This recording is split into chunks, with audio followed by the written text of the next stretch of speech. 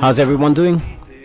I can see a lot of people already joining on Facebook Live and people already listening through their app. Welcome to everyone. I can see Mir Abdur Rahman, Ziaul Huda. Welcome to the show. Said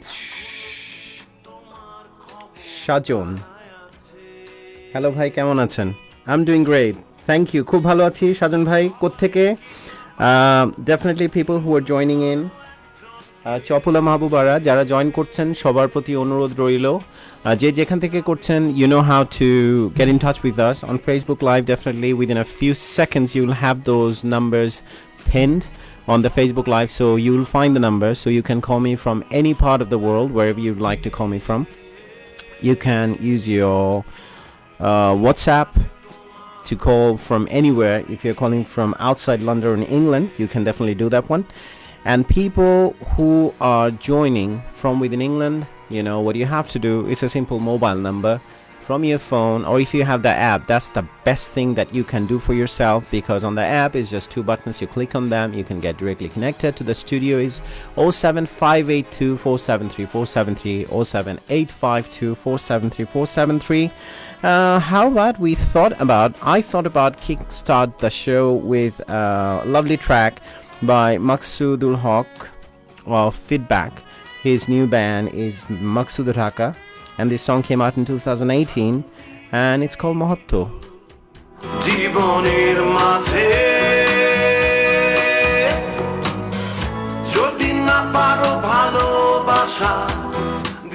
Hello Zia, thanks for your message. Definitely I know it's not only from Forestry Chittagong University. I know you from Spani Public School in Chittagong. So yeah, we had great times during our childhood. How can I forget, man?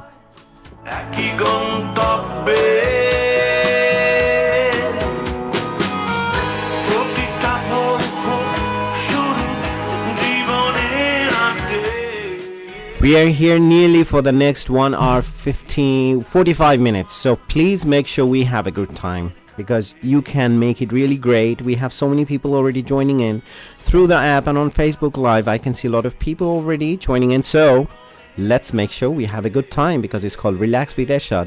So are we ready to relax? Are we? You have to tell me. And we'll start the conversation once you're ready. I know what to talk about, but I want you to give the direction to the show at any point you like, because this is your show. Let me know what you want to talk about. Anything and everything under the sun. So long we are keeping ourselves with the limits or the legal obligations we're following up, we are fine. We have to talk this show and Relax Radio. We try to touch upon on every aspects of your life, whatever makes you happy, whatever makes you sad, whatever makes you stressed or distressed, or whatever gets you in a festive mood.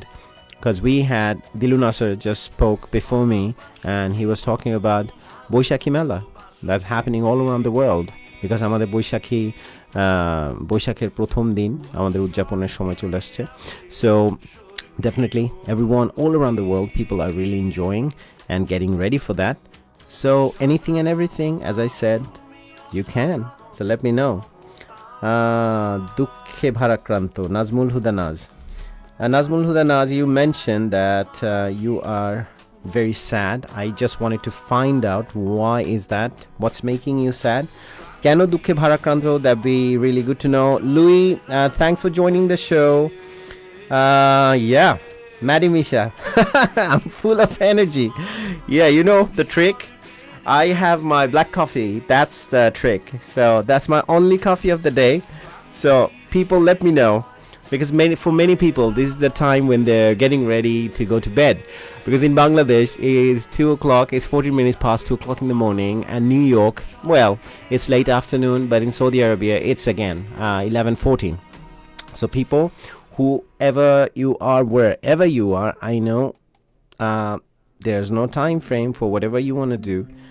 But you know, for me, this is the time I look forward to, because I get to talk to you all. সবার সাথে কথা হবে, সবার সাথে মত বিনিময় হবে, নতুন নতুন ব্যাপারে আলাপ করব. So that really makes me very excited. And we have Krish Ravi, he has joined. And then we have Louis Pacana. He is from Greenwich. He has joined already. Hi, Louis. And we have Bhai Ami Bangladesh Taki Dekram. Okay, Said Shajan Bhai, please do get in touch. Give me a call from Bangladesh. That'd be really nice. We can have a talk. বালিকা তোর মন পাড়ায় একটু জায়গা দিবে স্বপ্নগুলো জমা রাখবো মজা করলাম ভাইয়া Okay, well, as I was saying, let's talk about anything and everything, and you have done, I think, quite a good start to that, and you have taken the opportunity very well, so good luck to you, Said Shujan or Shajon. I don't know if the message was directed to someone else or someone special. Karo special karo jonno ki message ta directed chilo kina, I don't know, but whoever is listening, make sure the person the message is directed to, she is listening, okay? Hey, Subha Chaudhary, hey bhaiya, how are you, Subha? Subha from Chittagong, lovely lady and a lovely lady with brains. So she is doing probably, I think, so far as I know, she's doing a master's in IT. So we don't have in technological side of things, not many women we still have. Mostly we find them in business sectors, finance, marketing. But this lady there is one of the beautiful ladies from Chittagong. And let's see.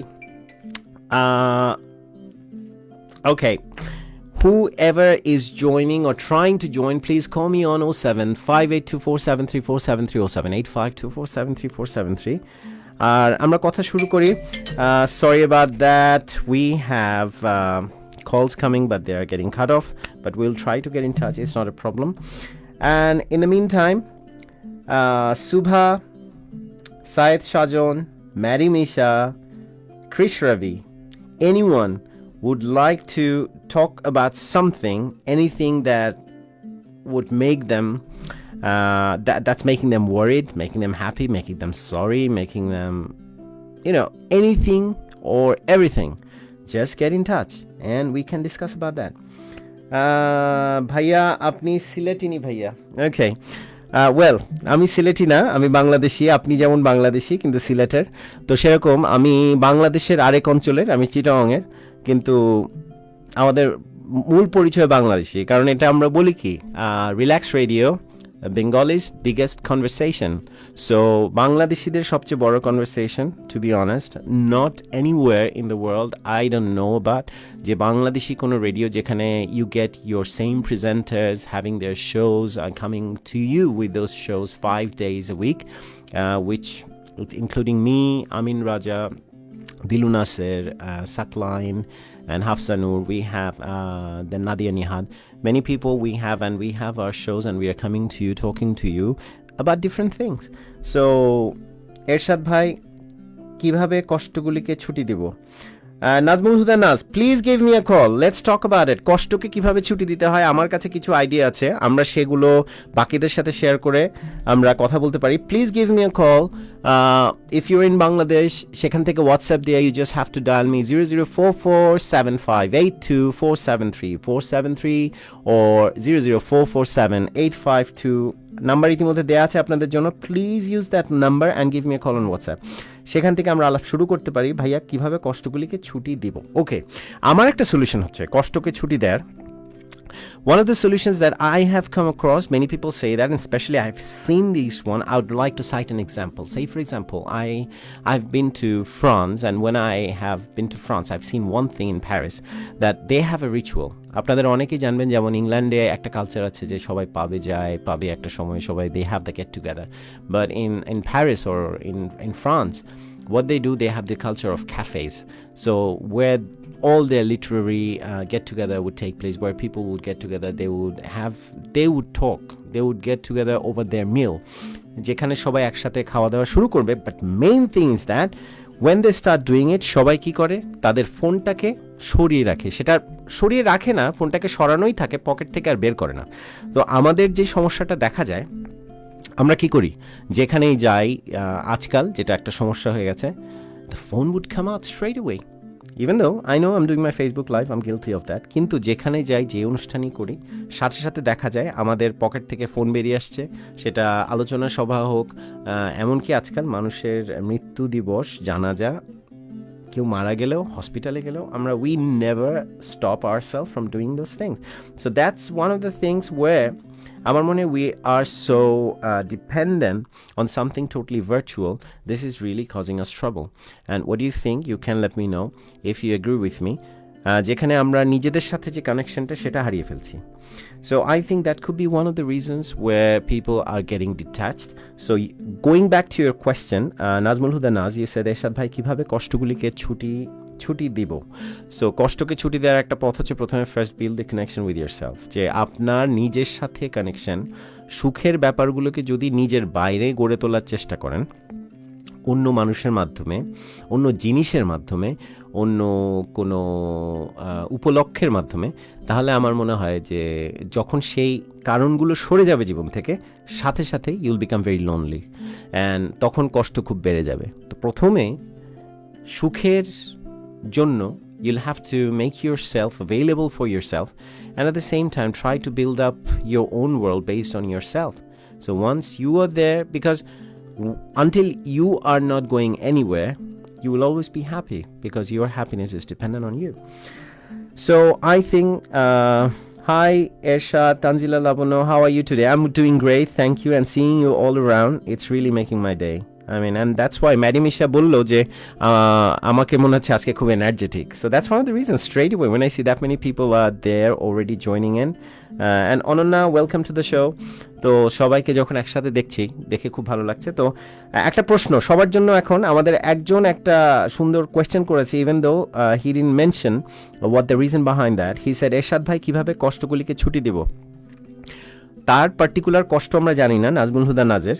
কিন্তু কষ্টকে যে কোনো ধরনের কষ্ট চিন্তা দুর্ভাবনা এগুলোকে ছুটি দেওয়ার উপায় কি তো সেটা নিয়ে কথা বলছিলাম আমি বললাম যে আমাদের আসলে জীবনটাকে আমরা অনেক পারিপার্শ্বিক জিনিসের উপরে অনেক বেশি ডিপেন্ডেন্ট হয়ে গেছি আমরা সেই for example we are dependent on our phone we are dependent on the virtual social media on the virtual world we are dependent on trying to see ourselves through the eyes of other people যে বাইরের মানুষেরা কিভাবে আমাকে দেখছে তারা আমাকে কিভাবে চিন্তা করছে সেটার উপর আমরা বেশি আমাদের সুখকে ডিপেন্ডেন্ট এখন দেখা যায় সেরকমভাবে সোশ্যাল মিডিয়াতে একটা post you just put up a post and you expect people to join in and give you that many likes and when you see আচ্ছা কেউ তো রেসপন্স করছে না তার মানে কি কেউ আমাকে ভালোবাসে না আমার এত কম লাইক কেন তার মানে কি আমার জীবনে ভালোবাসা কমে গেল তার মানে কি আমার জীবনে আমাকে পছন্দ করার মানুষ কমে গেল এই যে জিনিসগুলো এবং প্রত্যেকেই কিন্তু এই ভাবনাটা ভাবে কারণ এই যে হরমোনাল ইমব্যালেন্স হয়ে যায় আমাদের কিছু স্পেশাল হরমোনস যেগুলো আমাকে সুখের জন্য দায়ী যেগুলো আমাকে আনন্দের জন্য বা আনন্দ বোধ করার জন্য দায়ী সেগুলো যখন ঘাটতি হয়ে যায় কারণ তখন এই যে যখন আমি লাইক দেখি না আনলাইক তো কেউ করে না এরকম কোনো অপশন নাই কিন্তু যখন লাইক দেখে না মানুষ লাইকের সংখ্যা কমে যায় তখন মানুষ অত্যন্ত চিন্তিত হয়ে যায় তো এই যে বাইরের ব্যাপারগুলোর উপর এত বেশি ডিপেন্ডেন্ট আমরা নিজের সুখের জন্য this is one of the reasons why we can be happy all the time because আপনি বাইরের ব্যাপারে বাইরের যে কোনো কিছু যেটার উপর আপনার কন্ট্রোল নেই যখন সেটার উপরে নিজের সুখকে নির্ভর করতে হবে সেই জিনিসটা যে কোনো সময় সরে যেতে পারে কারণ এটা তো আমার কন্ট্রোলে নেই এখন দেখছি আছে তার পরক্ষণে নেই এমনও হতে পারে আমার একটা virtual world totally based on social media সেই ফেসবুক এখন দেখা গেল কোনো অজানা কারণে tomorrow for different unforeseen circumstances Facebook বন্ধ হয়ে যেতে পারে তখন কি করবো আমরা ভাইয়া অনেক ধন্যবাদ নাজমুল হুদা হ্যাঁ সেটা একটা কারণ বললাম মাত্র একটা বললাম আরও বাকিরা আরও নতুন নতুন কারণ বলতে পারে তো আমি বললাম যে নিজের সুখের জন্য নিজেকে তৈরি করে নিতে এবং সুখের কারণ নিজে হওয়ার জন্য প্রথমত when you become the reason for your own happiness your happiness depends on you then no one else can take it away from you so that's one of the things I believe but again যেটা আমি বলছিলাম যে ফ্রান্সে যে they try to get together over their meal they put the phones away or they never take it out of their pocket তো যখন ওরা এটা করে না they spend their time ওদের খাওয়া আসতে একটু সময় নেয় first they spend some time sitting waiting for the food তারপরে খাবার আসার পরে খাওয়াটা খাওয়ার পরে দেখা যায় এরপরে আরও 1 ঘন্টা হয়তো বসে আড্ডা দিচ্ছে তো দেখা যাচ্ছে একটা পুরো মিল যে একটা ডিনার বা লাঞ্চ করতে গেলে আমরা অনেক সময় দেখা যায় অনেক তাড়াহুড়ো করে খেয়ে আধা ঘন্টার মধ্যে বের হয়ে আসি they take nearly 3 hours to finish their meal and it's like a ritual so and they make sure যে যখনই যেটা হবে সেই রিচুয়ালে তারা থাকার চেষ্টা করে। This is one of the things. So they say they found in a research যে যখন আমরা এমন কোনো সিচুয়েশনে যাই যেটার সাথে আমরা পরিচিত না বা আমরা সুখী বোধ করছি না, that doesn't make us happy necessarily, something that make us unhappy.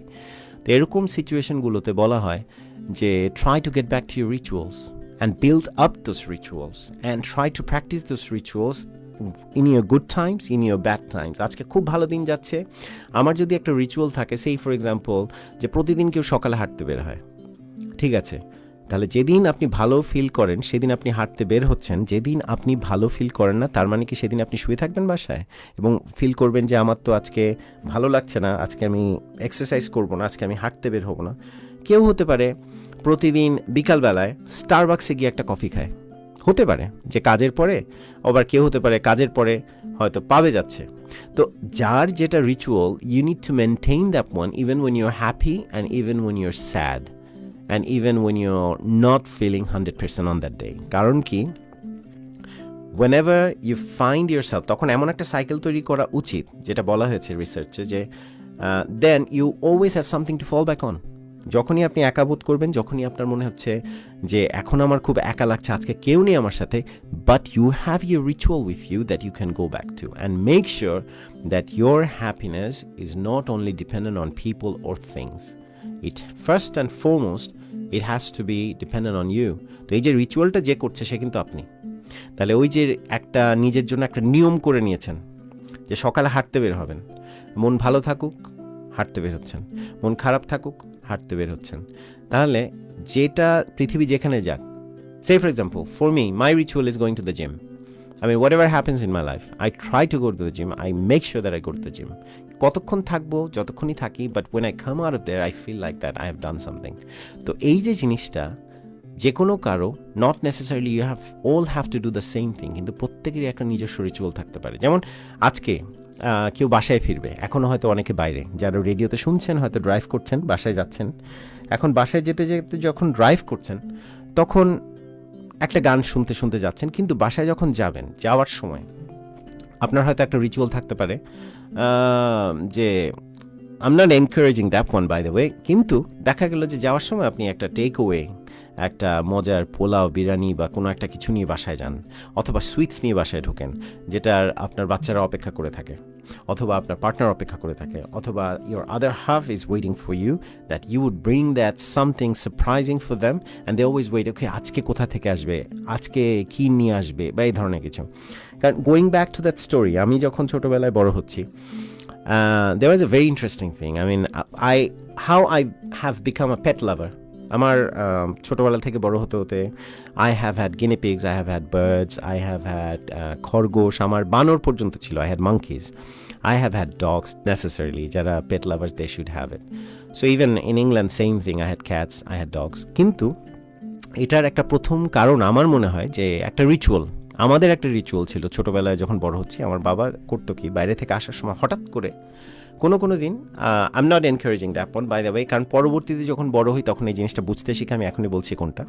তো অনেকে, আমার বাবা করতো কি, প্রায় সময় আসার সময় খাঁচা করে একটা টিয়া পাখি নিয়ে আসতো, কারণ বাংলাদেশে একটা সময় ছিল যখন টিয়া পাখি খাঁচায় করে করে কাঁধে নিয়ে নিয়ে বিক্রি করা হতো। তো he would buy one and bring for us. তারপর এটা আমাদের একটা খেলার সঙ্গী থাকতো বেশ কিছুদিন। পরবর্তীতে আমি বড় হতে হতে একসময় বুঝলাম, আমি যে পাখি পালতাম, যে আসলে যে কোনো প্রাণী বা যে কোনো, আমি সেজন্যই সেদিন আমরা একটা প্রোগ্রাম করলাম যে অ্যানিমাল ক্রুয়েলটি নিয়ে, যে কোনো প্রাণী যখন একটাভাবে বড় হয় এবং তার যেটা স্বাভাবিক চলন, হ্যাঁ, যেমন সেখান থেকে যখন তাকে আপনি সরিয়ে আনবেন, এটা কিন্তু একটা অন্যায়, এটা এক ধরনের অমানবিক একটা ব্যাপার।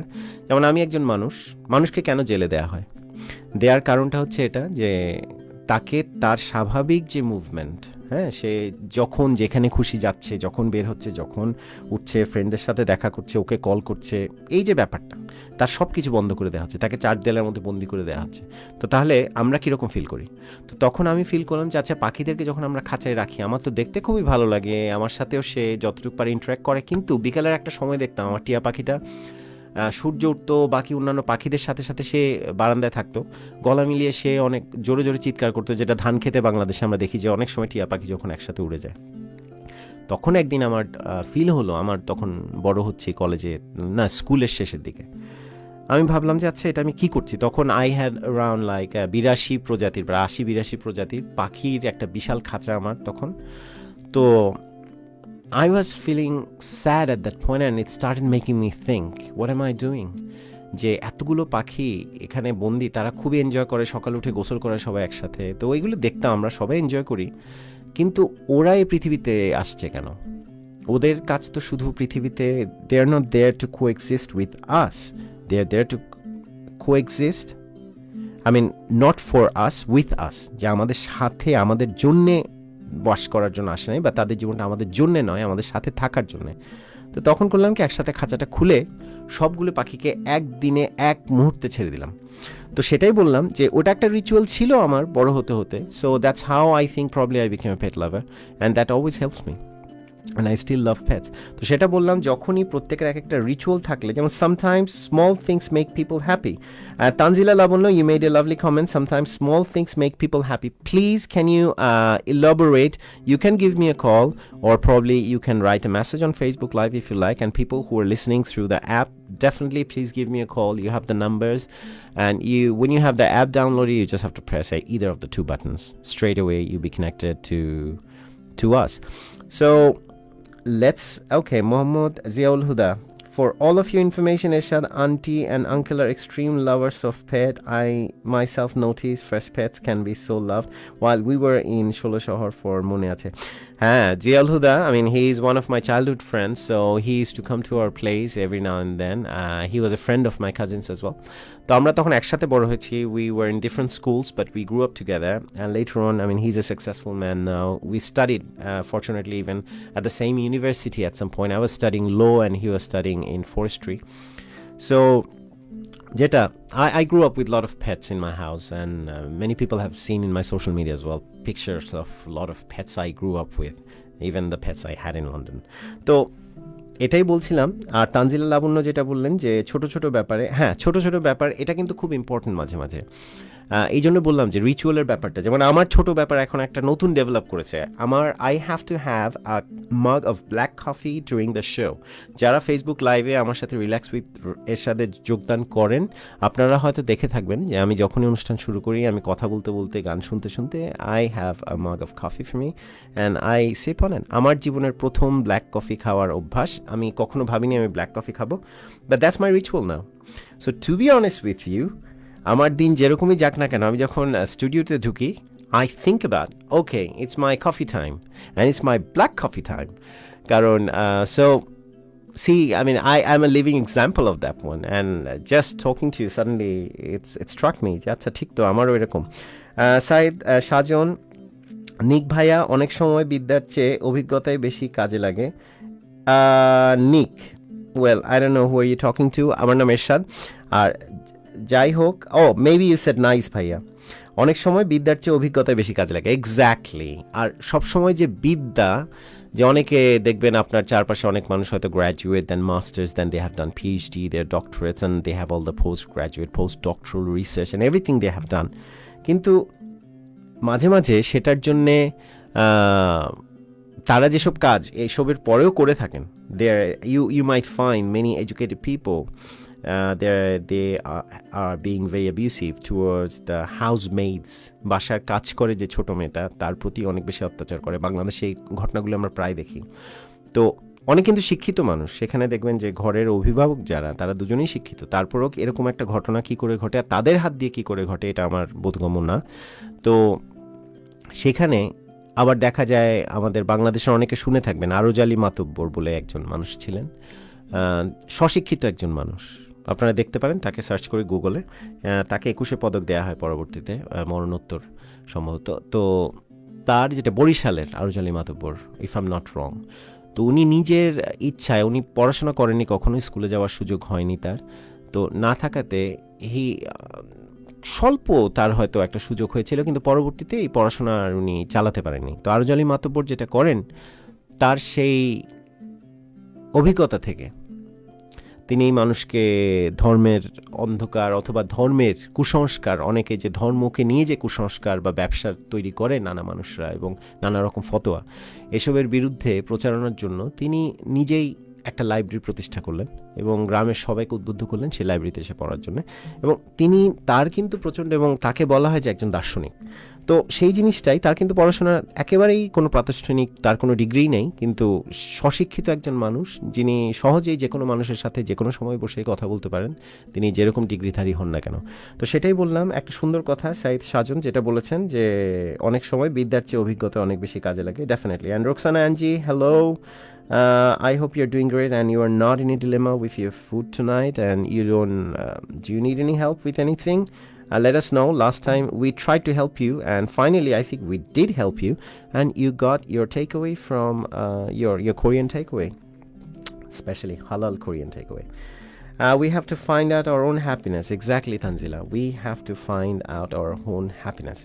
So আজকে আমরা কিছু সাজেশন পেতে পারি, কে কার হ্যাপিনেসের জন্য কি করেন ছোট কাজ। Tanzila or anyone who would like to give me a call and let's talk about that. আমি অনেক কিছু আইডিয়া বললাম, একটা বললাম যে create your own ritual. Make sure your happiness is dependent on you, not on anybody else, because that reason, if it's external, if it's beyond and externally, it's not developed internally and the external factor is gone, you'll be very unhappy. So make sure your reason for happiness first and foremost is you.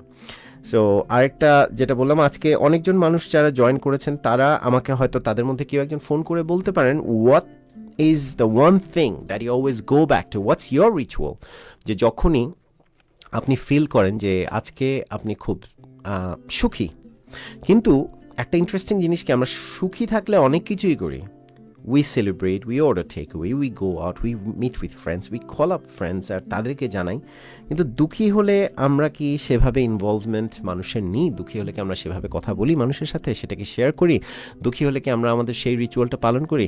কতবার এমন কি হয়েছে কখন আপনার খুব মন খারাপ, but then you started order takeaways? এটা কি কখনো হয়েছে যে আপনার খুব মন খারাপ, সে সময় আপনি চলে গেলেন খাওয়া অর্ডার দিতে, টেকঅ্যাওয়ে অর্ডার দিতে, এবং টেকঅ্যাওয়ে নিয়ে এটা সেলিব্রেট করলেন? It never happens, but this is part of the ritual. So make sure what you do during your happiness, do the same thing during your unhappiness and when you're stressed, when you're sad. তো যাই হোক, এখন যারা আমার বাংলাদেশ থেকে অনেকে যোগ দিয়েছেন, আমি বাংলাদেশ থেকে বলবো না, আসলে পৃথিবীর বিভিন্ন জায়গা থেকে বাঙালিরাই। বাংলাদেশে এখন 2:37 বাজে, নিউ ইয়র্কে 4:37 আর সৌদি আরবে এখন 11:37। তো যারাই আমাদের সাথে যোগ দিচ্ছেন, আমি জানি অনেকে এখানে লন্ডনের, অনেকে ইউরোপের আছেন, বাংলাদেশের আছেন, তো please get in touch with me. Rasel Haque, সালাম রাসেল ভাই। I think Russell is definitely, he's from London. Jane Rihanna, she's from Canada. And Maddie Misha, she's from London if I'm not wrong. I have grown a new ritual, which is listening to your show although my final exam is knocking at my door. Oh God, that's flattery. That's flattering, and that's kind of a flattery as well.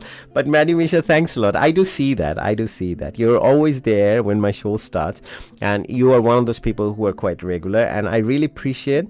And that's জীবনের এগুলো হচ্ছে কি ছোট ছোট সুখের বিষয়, আবার অনেক বড় সুখের, আমার জন্য এগুলো অনেক বড় সুখের বিষয়। আমি বলবো যে একটা মানুষ তার পরীক্ষা, ফাইনাল পরীক্ষার মাঝেও তার রিচুয়ালটা সে মেনটেন করছে, যে 9টা থেকে 11টা সোমবার থেকে শুক্রবার প্রতিদিন she would tune in and she would listen to my show and she would contribute, she would join, she would make suggestions about songs and everything. Roksana অ্যাঞ্জির কমেন্ট হচ্ছে, I really enjoyed the সোনা বন্ধু, oh sorry, সুন্ডুবু, that's funny. আমি যেটা বললাম যে I just suddenly, I don't know why I read that. People might be laughing with me. Okay, আমার একটা ফোন কল এসছে, আমি একটু দেখি আমাদের সাথে কে জয়েন করছেন স্টুডিওতে। Hello hello hello hello, who's that? কে কল করেছেন? অনন্যা। অনন্যা, কি খবর Ananya? From London, how are you? I'm good, how are you? I'm good, thank you. I'm laughing because আমাদের একজন সেদিন তার একটা সমস্যা হয়েছিল. She was trying to get some recommendations for takeaways and she was in a dilemma. তো তাকে finally যেটা রেকমেন্ডেশন দেওয়া হয় একটা কোরিয়ান ফুডের, সেটার নাম হচ্ছে সুনডুবু জিগে। তো আমি আজকে পড়লাম, যখন তার মেসেজটা পড়ছিলাম আমি বললাম যে আই রিয়েলি এনজয়েড দ্য সোনা বন্ধু জিগায়। তো কারণ if you look at that suddenly, কারণ আমি হঠাৎ করে মেসেজ পড়তে গিয়ে সেটা বললাম, and you should try to, and of course thanks. Okay, so Ananya, how is your day? So you call me again on your favourite day, which is Wednesday. Is it? Oh, it's my favorite day again. Oh, that's good. It seems to be like repeating itself. Yeah, probably you have a point there. Yeah. Wednesday your favorite day, so probably you are energized, you feel like um, definitely joining in and chipping in the conversation. So what's your message for today? You definitely have called to join in, and you definitely want to share something with us. Oh, sure. Okay. No, I think I was hearing your questions on how to make yourself happy. Exactly, yeah. I think it's not that hard to make yourself happy. I think it's something else that's hard. It's like to keep yourself happy is hard. Mm-hmm. But to make yourself happy is not that hard. Okay. If you elaborate a little bit, to clarify করে, যে you said, yeah, please go on. যেমন there are so many things in our life, মানে অনেক কিছুই তো আমরা ভালোবাসি, হ্যাঁ? তো সেগুলো করলে বা সেগুলোর আশেপাশে থাকলে আমরা কিন্তু খুব সহজেই আমরা ভালো থাকতে পারি। এবং হ্যাঁ, কিন্তু সমস্যা হচ্ছে সেটা বেশিক্ষণ হয়তো আমাদেরকে আনন্দ দিচ্ছে না। হ্যাঁ, সুতরাং যেটা বেশিক্ষণ আনন্দ দিবে সেরকম কিছু একটা করতে হবে। সেই জন্যই বললাম যে রিচুয়াল ডেভেলপ করতে। আমি বললাম যে এটা একটা, I mean, they have found it in research as well, যে যাদের একটা রিচুয়াল থাকে, সে সুখে থাকুক দুঃখে থাকুক, বাদ দেওয়া যাবে না। যেমন আমি বললাম যে সে ফর এক্সাম্পল ফর মি, আমার মন খারাপ থাকলেও আমি জিমে যাব, খুশি থাকলেও আমি জিমে যাব। ওটার পরে মনে হয় যে ওকে, আমার জীবন একেবারেই বৃথা না এই দুঃখের সময়ও। তো এরকম একটা ব্যাপার আমার, এটা I mean I am just saying যে এই যে রিচুয়ালের ব্যাপারটা, সেটা কীভাবে ইম্পর্টেন্ট হয়। কারণ হোয়াট ইউ সাজেস্টিং, যে নিজেকে সুখী করার একটা পথ বের করতে হবে, রাদার দেন কিভাবে সুখী হওয়া যায় ছোট ছোট টেম্পোরারি ব্যাপার থেকে একটা। So what's your permanent or long term solution rather, যে এমন একটা কিছু যেটা টেম্পোরারি না? ওকে, একটা সমস্যা হয় কি, আমরা যে অ্যাক্টিভিটি বা যেসব জিনিস করলে খুশি হই, আমরা সবসময় সেটা ভাগ করে নিতে ভালোবাসি। হ্যাঁ, এখন সেটা হয় কি, ভাগ করে নিতে গেলে অনেক সময় হয় যে কাউকে পাওয়া যাচ্ছে না। আচ্ছা, মানে ওই মুহূর্তে হয়তো আমরা একা ওই সময়টায়। তো তখন ট্রিকটা হচ্ছে যে কারোর জন্য বসে না থেকে নিজেই সেটা করা। ওকে, এবং মানুষ কিভাবে শেয়ার করব? আমি নিজে নিজে কি করে শেয়ার করব? যেমন আচ্ছা, যেমন আপনি একটা ছবি দেখতে চাচ্ছেন, একটা ফিল্ম দেখতে চাচ্ছেন, তো সেটা কারোর জন্য সবাইকে ফোন করে কাউকে পেলেন না, হ্যাঁ, কেউ যেতে চাইছে না। তো কেউ যেতে চাইছে না দেখে কিন্তু আমরা সেটা অফ করে দিই যে ও আচ্ছা, কেউ যাবে না, তাহলে আমিও যাচ্ছি না। কিন্তু সেটা না করে আমি যদি একা চলে যাই, তাহলে এমন তো হতে পারে ওখানে অনেকের সাথে আলাপ হয়ে গেল, মানে আমার পাশের সিটে যে বসে আছে তার সাথে আমার আলাপ হয়ে গেল।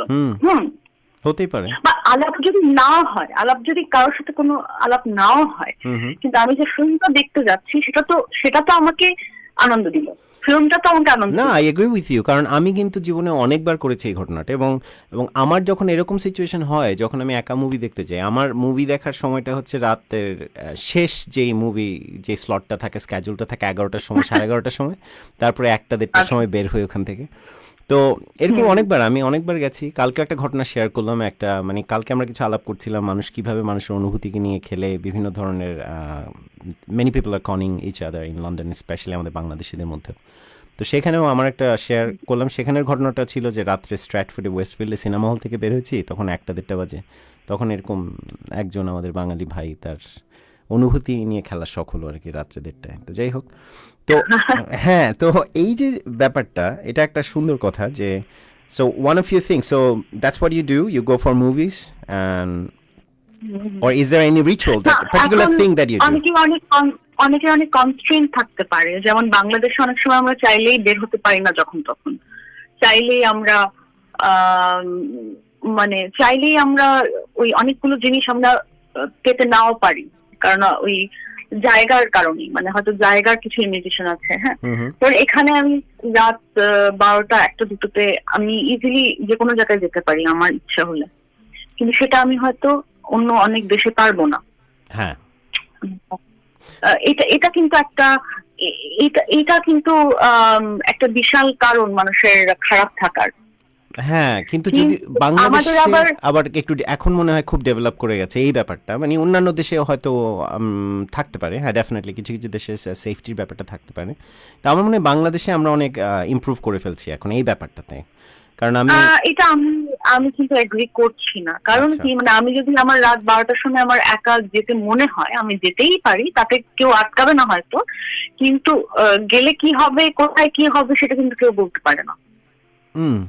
ওয়েল, এটা নিরাপত্তা নেই। হ্যাঁ, সেরকম কোনো নিরাপত্তা নেই। মানে আমি যদি গাড়িতে করে গাড়ির সেফটিতে যদি না যাই, আমি যদি রাস্তায় একা একা হাঁটি, সেটা কিন্তু পারবো না। আমি ঠিক হয়তো আমি টেম্পোরারি একটা, কারণ আমি হয়তো কম সময়ের জন্য গেছিলাম, আমি জানি না, কারণ আমার একটা অভিজ্ঞতা এবার, যেটা প্রথমবারের মতো অনেক বছর পরে আসলে গেছিলাম, গিয়ে দেখলাম ভোর 4টার সময় 3:30টায় মানুষজন ফোন করছে চলো বাইরে যাব, গেলাম, হাঁটছি রাস্তার মধ্যে, তারপরে কারণ ওটা রোজার সময় ছিল, সেহরি করছে সবাই টেকওয়ে শপে, ছেলে মেয়ে। ওটা আলাদা সময়, কিন্তু সেটাও কেউ একা করছে না, সবাই মিলে করছে। হ্যাঁ, বুঝছি, মানে এখানে যে রাত্রি 3টার সময় একটা মেয়েকে একলা একদম একটা নিস্তব্ধ একটা রাস্তার মধ্যে একলা একলা হাঁটতে দেখা যাচ্ছে, ওটা হচ্ছে না ওখানে। হ্যাঁ, সেটাই তো। আমি না, এখানে কিন্তু আমি প্রায়ই হাঁটি একা, এবং সেটার কোনো সমস্যা হয় না আমার কোনোদিন। হ্যাঁ, আমি এখানে আমিও একা হাঁটি প্রায় সময়, আমার তেমন সমস্যা হয় না। আমি জোকি। তো না, আমি বলতে চাইছি যে মানে একটা সমাজ কি করে উন্নত বোঝায়, হ্যাঁ, যেখানে সেই সমাজের নারীরা কোনোভাবে নিরাপত্তার ভিত্তি, হ্যাঁ, বা নারী কোনো মানে নিরাপত্তার অভাব বোধ করছে না, মানে অনেক জেনারেল সেন্স। এখন সবারই অনেক কিছু হতে পারে, এখানেও তো অনেক মানে অনেক ক্রাইমস হয়, কিন্তু আমি বলছি যে ইন আ জেনারেল সেন্স, মানে একটা বেসিক ল এন্ড অর্ডার আছে, হ্যাঁ, সেই জায়গায়, এবং শুধু ল এন্ড অর্ডার না, ফ্রিডম আছে মানুষের, এবং সেই ফ্রিডমটাকে সবাই রেসপেক্ট করে এবং সবাই সেটাকে মেনটেন করে। কিন্তু আমাদের দেশে সেটা নেই। আমাদের দেশে সবকিছু কালেক্টিভিস্ট। হ্যাঁ, মানে আমি যদি দলে থাকি তাহলে আমি সেফ, কিন্তু আমি যদি একা থাকি তাহলে আমি সেফ নই। এটা গেল সেফটির কথা, কিন্তু যখন মানুষের সুখী হওয়ার ব্যাপারটা হয় তখনও সেটাও মানে অনেক কমিউনাল বাংলাদেশে বা আমাদের দেশে বা আমাদের কমিউনিটির মধ্যে, যে আমরা সুখটাও এভাবে খুঁজে নিই। হয়তো অনেক সময় দেখা যায় সুখটা চিন্তা করি যে বাইরের থেকে যারা আমাকে দেখছে তারা আমাকে কিভাবে দেখছে, তাদেরকে দেখানোটার উপরেই আমার সুখটা নির্ভর করে, বা তারা যেভাবে দেখতে চাচ্ছে আমাকে আমি সেভাবে দেখাতে পারছি কিনা সেটার উপরও সুখ নির্ভর করে। তো মূলত যে আমাদের মধ্যে যে একটা communal mentality, which is not bad, কিন্তু হয়তো সুখের ক্ষেত্রে ব্যাপারটা সবসময় সত্য না। কারণ মানুষ যেটা করে, আমি তাহলে অন্য কিছু বিষয়ে যাই, দেখা যায় বিশেষ করে বাংলাদেশে এখন divorce rate is quite high. মানুষ বিয়ে করছে, বিয়েটা এখন অনেক সময় অনেক ক্ষেত্রে আমি শুনেছি ব্যবসায় পরিণত হয়েছে বাংলাদেশে, যেখানে বিয়েটা দেয়া হচ্ছে এবং পরবর্তীতে বিয়েটা ভাঙাই হচ্ছে মেয়ের পরিবার থেকে, এবং এটা দিয়ে তারা অর্থ আত্মসাৎ করছে বিভিন্ন নারী নির্যাতন বা এই ধরনের বিভিন্ন কেস দেওয়ার মাধ্যমে, কেস ফাইল করে। তো এটা অধিকাংশ সময় সত্য এবং অধিকাংশ সময় এটা কিছু কিছু সময় এটা ব্যবসাও। তো এই যে কথাটায় গেলাম, যে আমরা তখন এই ধরনের অসুখী একটা দাম্পত্য জীবনের মধ্যে একটা সময় দেখা যেত যে মানুষ রয়ে যেত। বাংলাদেশের ক্ষেত্রে অনেক দেখা গেছে, আমাদের সাউথ এশিয়ান কান্ট্রিতে যেটা হয়, ইন্ডিয়া পাকিস্তান, আমরা সিমিলার আমাদের কালচার, কিন্তু সেটাও ছিল কীরকম যে বাইরের মানুষ কি ভাবছে, বাইরের মানুষের উপরে কিন্তু আমরা আমাদের সুখ দুঃখ সব কিছুকেই বিসর্জন দিতে রাজি। এটা এখনও সত্য, কিন্তু এখন মানে যদিও বিবাহ বিচ্ছেদের পরিমাণ বেড়ে যাচ্ছে, সেটাও কিন্তু আমার মনে হয় পরোক্ষভাবে এই ধরনের কিছুর উপরে, indirectly it's dependent on some of the things that's happening around them. কারণ কি, এটা আবার আরেকটা কারণ বলি, দেখা যাচ্ছে এবারের কারণগুলো হচ্ছে বাইরের মানুষরা এই কাপলটাকে যেভাবে দেখতে যাচ্ছে তারা সেভাবে আসলে চলছে না বা চলতে পারছে না, এটাই এখন তাদের বিভেদের কারণ। এই জন্যই দেখা যাচ্ছে যে সম্পর্কটা ভেঙে যাচ্ছে। মানে এন্ড অফ দ্য ডে আমরা আসলে খুব বাইরের এই যে বাহ্যিকভাবে সুখী হওয়ার ব্যাপারটা থেকে এখনও মুক্তি পাইনি। আমরা নিজেরা নিজেদের সাথে কিভাবে সুখী হব সেই মন্ত্রটা শিখতে এখনও বাকি আছে আমার মনে হয়। আমি ফাঁকে কিছু মেসেজ পড়ে নিই, কুইক একটু শেয়ার করি Ananya, since your on the line.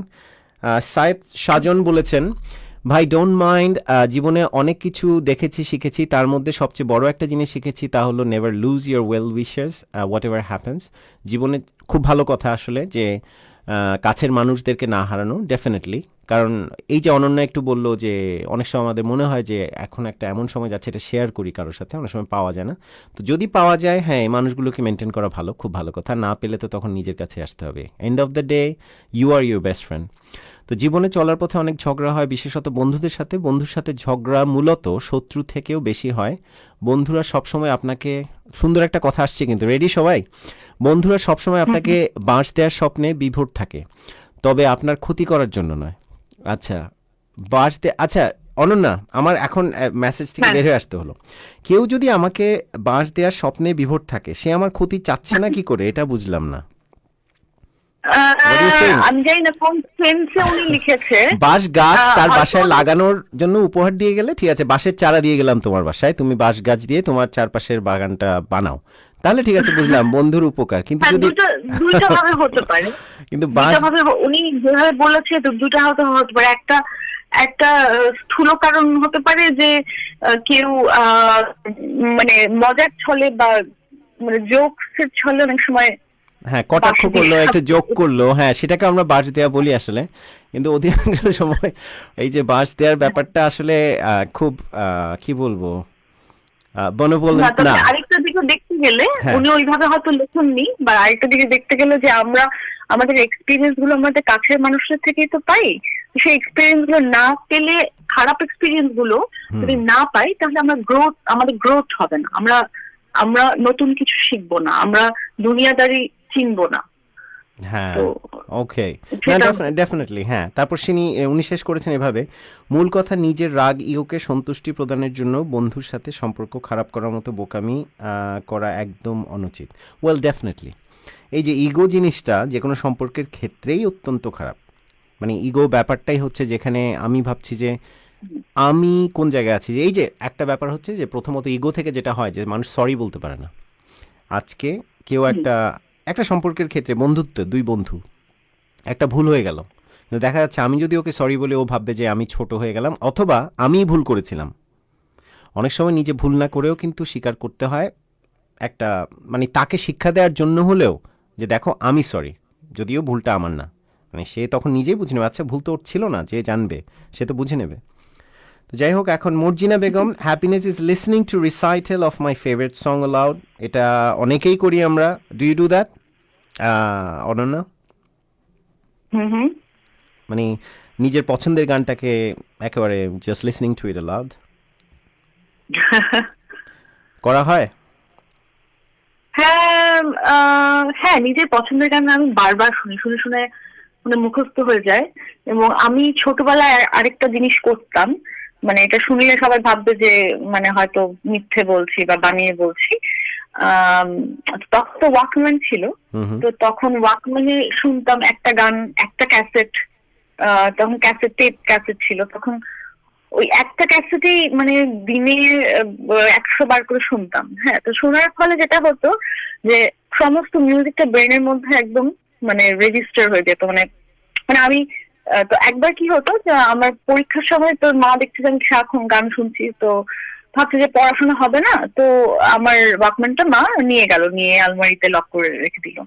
তো তখন আমার রাতে ঘুমানোর সময় খুব মন খারাপ হলো যে আমি এখন গানটা শুনতে পাচ্ছি না, কিন্তু এখন মা দেবেও না। তো ঘুমানোর সময় আমি ভাবতে থাকলাম, এবং আস্তে আস্তে আমি অ্যাকচুয়ালি শুনতে পেলাম গানটা, মানে with all the music and exactly. এবং আস্তে আস্তে ওটার ভলিউম বাড়তে থাকলো, মানে একটা সময় আমি নিজে ভয় পেয়ে গেলাম যে ব্যাপারটা কি হচ্ছে। But the mind is an amazing thing. I mean, you can program it in any way you want, and you can create things, even hallucinate yourself. When you practice it regularly. যেমন একটা হয় যে আমরা বলি না Yeah. যে একটা মানুষ যখন ওয়ার্কআউট করে এক্সারসাইজ করে ইউ বিল্ড ইউর মাসলস, আমাদের চিন্তারও কিন্তু এরকম একটা বলবো যে অ্যাবস্ট্রাক্ট একটা মাসল আছে, যেটা হয় কি when you keep on doing the same thing repeating your self, তখন আমাদের হার্ডওয়্যার আমাদের প্রোগ্রাম হয়ে যায় এরকম করে, সে জানে যে আচ্ছা এটাই সত্যি, তখন এটা চিন্তা হ্যাঁ। করতে হয় না, তখন এই জিনিসটা মাথায় প্রোগ্রাম হয়ে যায়, নিউরোলজিক্যালি এটা সেট হয়ে যায়, যে তখন আমাদের ভাবতে হয় না নতুন করে, it's almost like unconscious competence, যে ভাবতেও হচ্ছে না আমি কি করছি বা কোথায় যাচ্ছি, কারণ এটা এমনিতে এরকম, যেহেতু আমি অভ্যস্ত এখন। So, were you taught anything like that when you're growing up from your parents, especially your mom or your dad or your mother or father? একটা জিনিস মানে আই ওয়াজ টট যে প্র্যাকটিস মেক্স সামওয়ান পারফেক্ট। তো যে কোনো কিছুই আমি যদি প্র্যাকটিস করি, বারবার প্র্যাকটিস করি, তখন সেটা মানে আমাদের মাসল মেমোরি হয়ে যায় একদম। হ্যাঁ, তো সেটা তখন আমরা মানে না ভেবেই করতে পারি, মানে জিনিসটা কনসিয়াসলি না ভেবে আমরা কিন্তু করতে পারি। এবং সেটা আমি দেখেছি বিভিন্ন ক্রিয়েটিভ জিনিসে, আমি তাই দেখেছি। যেমন দেখা যায় একটা গান আমি যদি বারবার প্র্যাকটিস করি, তখন দেখা যাচ্ছে আমি লিরিক্স দেখা ছাড়া, সমস্ত কিছু ছাড়াই মানে গানটা ঠিক করে গাইতে পারছি। হ্যাঁ, কিন্তু সেটা যদি প্র্যাকটিস কম থাকে তখন কিন্তু আবার সেটা হচ্ছে না। সেরকম ভাবে যেমন there's one ritual, I think you are guilty of that, sometimes I'm guilty of that knowingly even though I don't want to. সবার কাছে প্রশ্ন, যারা ফেসবুক লাইভে, যারা রেডিওতে, how many of you when you get up first thing in the morning, when you get up you reach out for your phone, reach out for your phone and check your messages? How many of us do that? Do you do that, Ananya? I always do that. হ্যাঁ, ঘুম থেকে I উঠে do it every 5 minutes. ঘুম থেকে উঠে প্রথমে ফোনটা হাতে নিলাম, নিয়ে দেখলাম হোয়াটসঅ্যাপে কি মেসেজ, ফেসবুকে কি মেসেজ, অথবা সোশ্যাল মিডিয়াতে কি আপডেট, কে আমার গতকাল বা গত রাতের পোস্টে লাইক দিল। তো আমি নিজেকে বলি আমি এটা করব না, but sometimes I end up doing it, I am guilty of that too. আমাদের মাঝে অনেক মানুষেরা আছেন যারা এগুলো তো করছেন কিনা সেটা একটা জানা বিষয়। আচ্ছা, যাই হোক, আচ্ছা একটা প্যারালালি আরেকটা কনভারসেশন শুরু হয়েছে। সাইদ সাজন আমাদের ফেসবুক লাইভে লিখেছেন, please my sister don't mind, হে আমার বোন শুনে রাখো। অনন্যা, এটা কিন্তু বোনদের জন্য। হে আমার বোন শুনে রাখো, জীবনে সর্বক্ষেত্রে পর্দার বিধানকে আঁকড়ে ধরো, একটি আদর্শ মা একটি আদর্শ জাতি উপহার দিতে পারে। আর বলেছেন মৌলানা আশরাফ আলী থানভী। আচ্ছা, যাই হোক, আমি তাকে চিনি না। তো এখান থেকে আমার মনে হয় ম্যাডিমিশার একটা কমেন্ট আছে। সায়েদ সাজন, বাংলাদেশে পর্দা করা মেয়েটাকে কেউ পুড়ে মারছে হুজুররা, তাহলে এসবকে কে কেন পর্দা করব? আমার প্রশ্ন হচ্ছে কেন আমি পর্দা করব? আচ্ছা, কেন আমাকে কেউ বলে দেবে আমি পর্দা করবো? আর আমি পর্দা করবোই বা কেন? পুরুষ তো পর্দা করছে না, মেয়েরা কেন পর্দা করবে? এটা চলো আজকে আমরা let's talk about this one. I think it's a good topic. ভালো মানুষ হওয়াটা বেশি ইম্পর্টেন্ট শান্তি আর সুখের জন্য। তো ম্যাডিমিশা যেটা বললো যে পর্দা করেও তো শান্তি হচ্ছে না, সেই ফর এক্সাম্পল যে পর্দা করার পরেও তাদেরকেই ধরে নিয়ে যাওয়া হচ্ছে, তারাই ধর্ষণের শিকার হচ্ছে।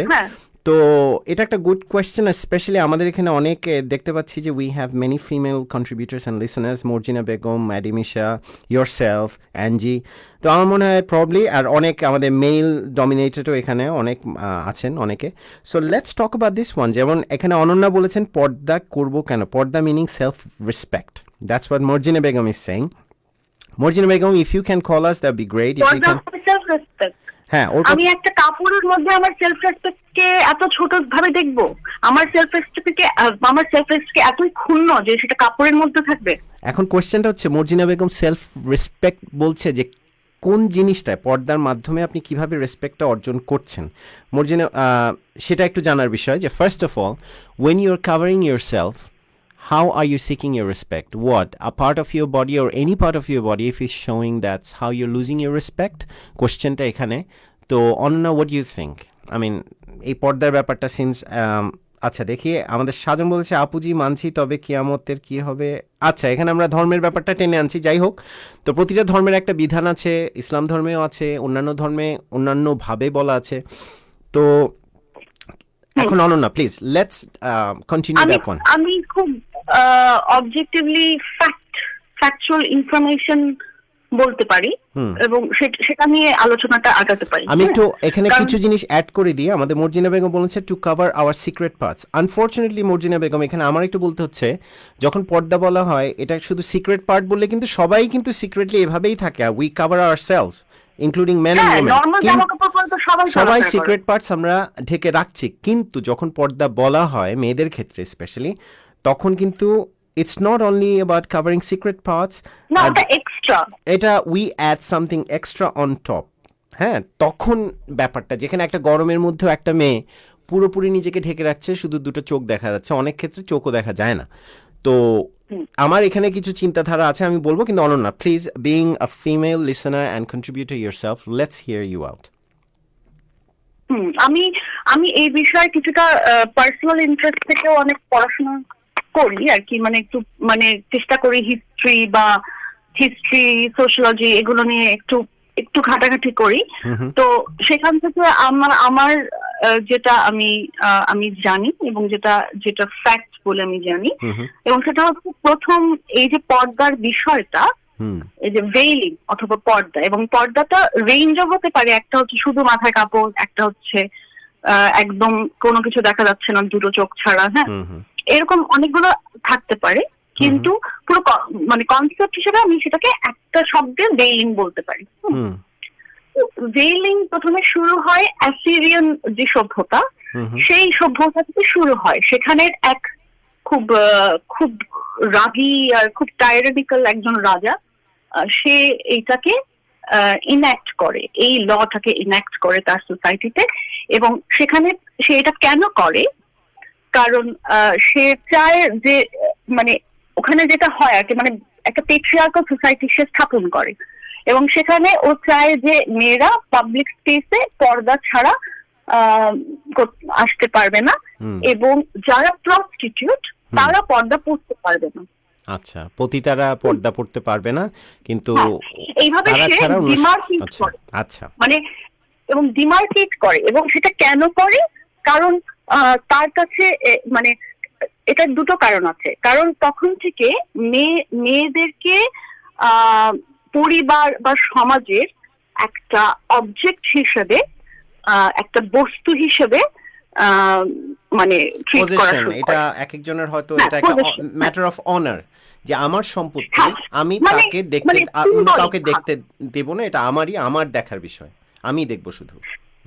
না, এটা তখন কিন্তু অ্যাসিরিয়ানদের মধ্যে এটা অ্যাকচুয়ালি কিভাবে এসছে, যে একটা মানুষকে অপমান করতে গেলে বা তার সাথে লড়ে তার একটা ক্ষতি করতে গেলে একটা সিম্বলিক কিছু তো করতে হবে। হ্যাঁ, এখন তাকে মেরে দিতে পারে, এটা একটা হতে পারে, কিন্তু তাকে মেরে দিলে তো আর তাকে ইনসাল্ট করা গেল না। আচ্ছা, আরেকটা হতে পারে বাড়ি ঘর পুড়িয়ে দিল, কেন এটা তার পজিশন হচ্ছে তার স্টেটাস।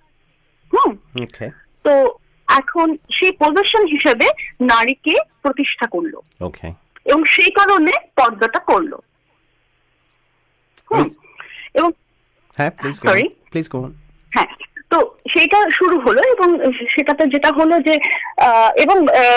এবং স্বভাবতভাবে এই যে এক নারীর থেকে আরেক নারীকে আলাদা করার জন্য একটা জেন্ডার মার্কার তৈরি করে দেওয়ার জন্য এইটাকে এই রীতিটাকে চালু করলো। এটা কি জেন্ডার নাকি social subdivision? Say for example যেটা আমরা বলছেন যে প্রস্টিটিউট এবং সাধারণ ঘরের যে মহিলারা, তাদের কাছ থেকে আলাদা করা, এটা বোথ লেভেল। হ্যাঁ, একটা হচ্ছে মেয়েদেরকে পুরুষ থেকে আলাদা করা, এবং মানে তাতে কি হচ্ছে, মেয়েরা আগে কি হতো, আগে ওই অ্যাসিরিয়ানদের সভ্যতাতেই মেয়েরাও ওদের ব্যবসা বাণিজ্য পাবলিক স্পেসে করতো, খোলা বাজারে করতো, এবং সেটার একটা স্যাংশন পড়ে গেল যে ওইটা আর করা যাবে না। করতে গেলে তাকে পর্দা করতে হবে। আবার এখানে সেকেন্ড লেভেল অফ যে মার্কার তৈরি করা হলো বা ডিভিশন তৈরি করা হলো, সেটা হচ্ছে যে পর্দা করা মানে তুমি ভালো, এবং পর্দা করা না মানে তুমি দুশ্চরিত্রা। ওকে, সো এখন একটা কথা বলি। আমাদের যেমন ফেসবুক লাইভে নাজমুল হুদা নাজ বলেছেন, যার কথা থেকে আসলে এই কথা সূত্র, পর্দা নারী পুরুষ উভয়ের জন্য। আমরা একটু এই কনসেপ্টগুলোকে যাতে কনফিউজ না করে ফেলি, কারণ আমি একটু অ্যাড করে দিই, পর্দা নারী পুরুষ উভয়ের জন্য, এটা তার মতামত। আর মর্জিনা বেগম বলেছেন concept of dressing up brought the civilisation. Well, আমরা কিন্তু পর্দা ব্যাপারটার সাথে ড্রেস আপ করার ব্যাপারটা কনফিউজ করে ফেলছি এখানে।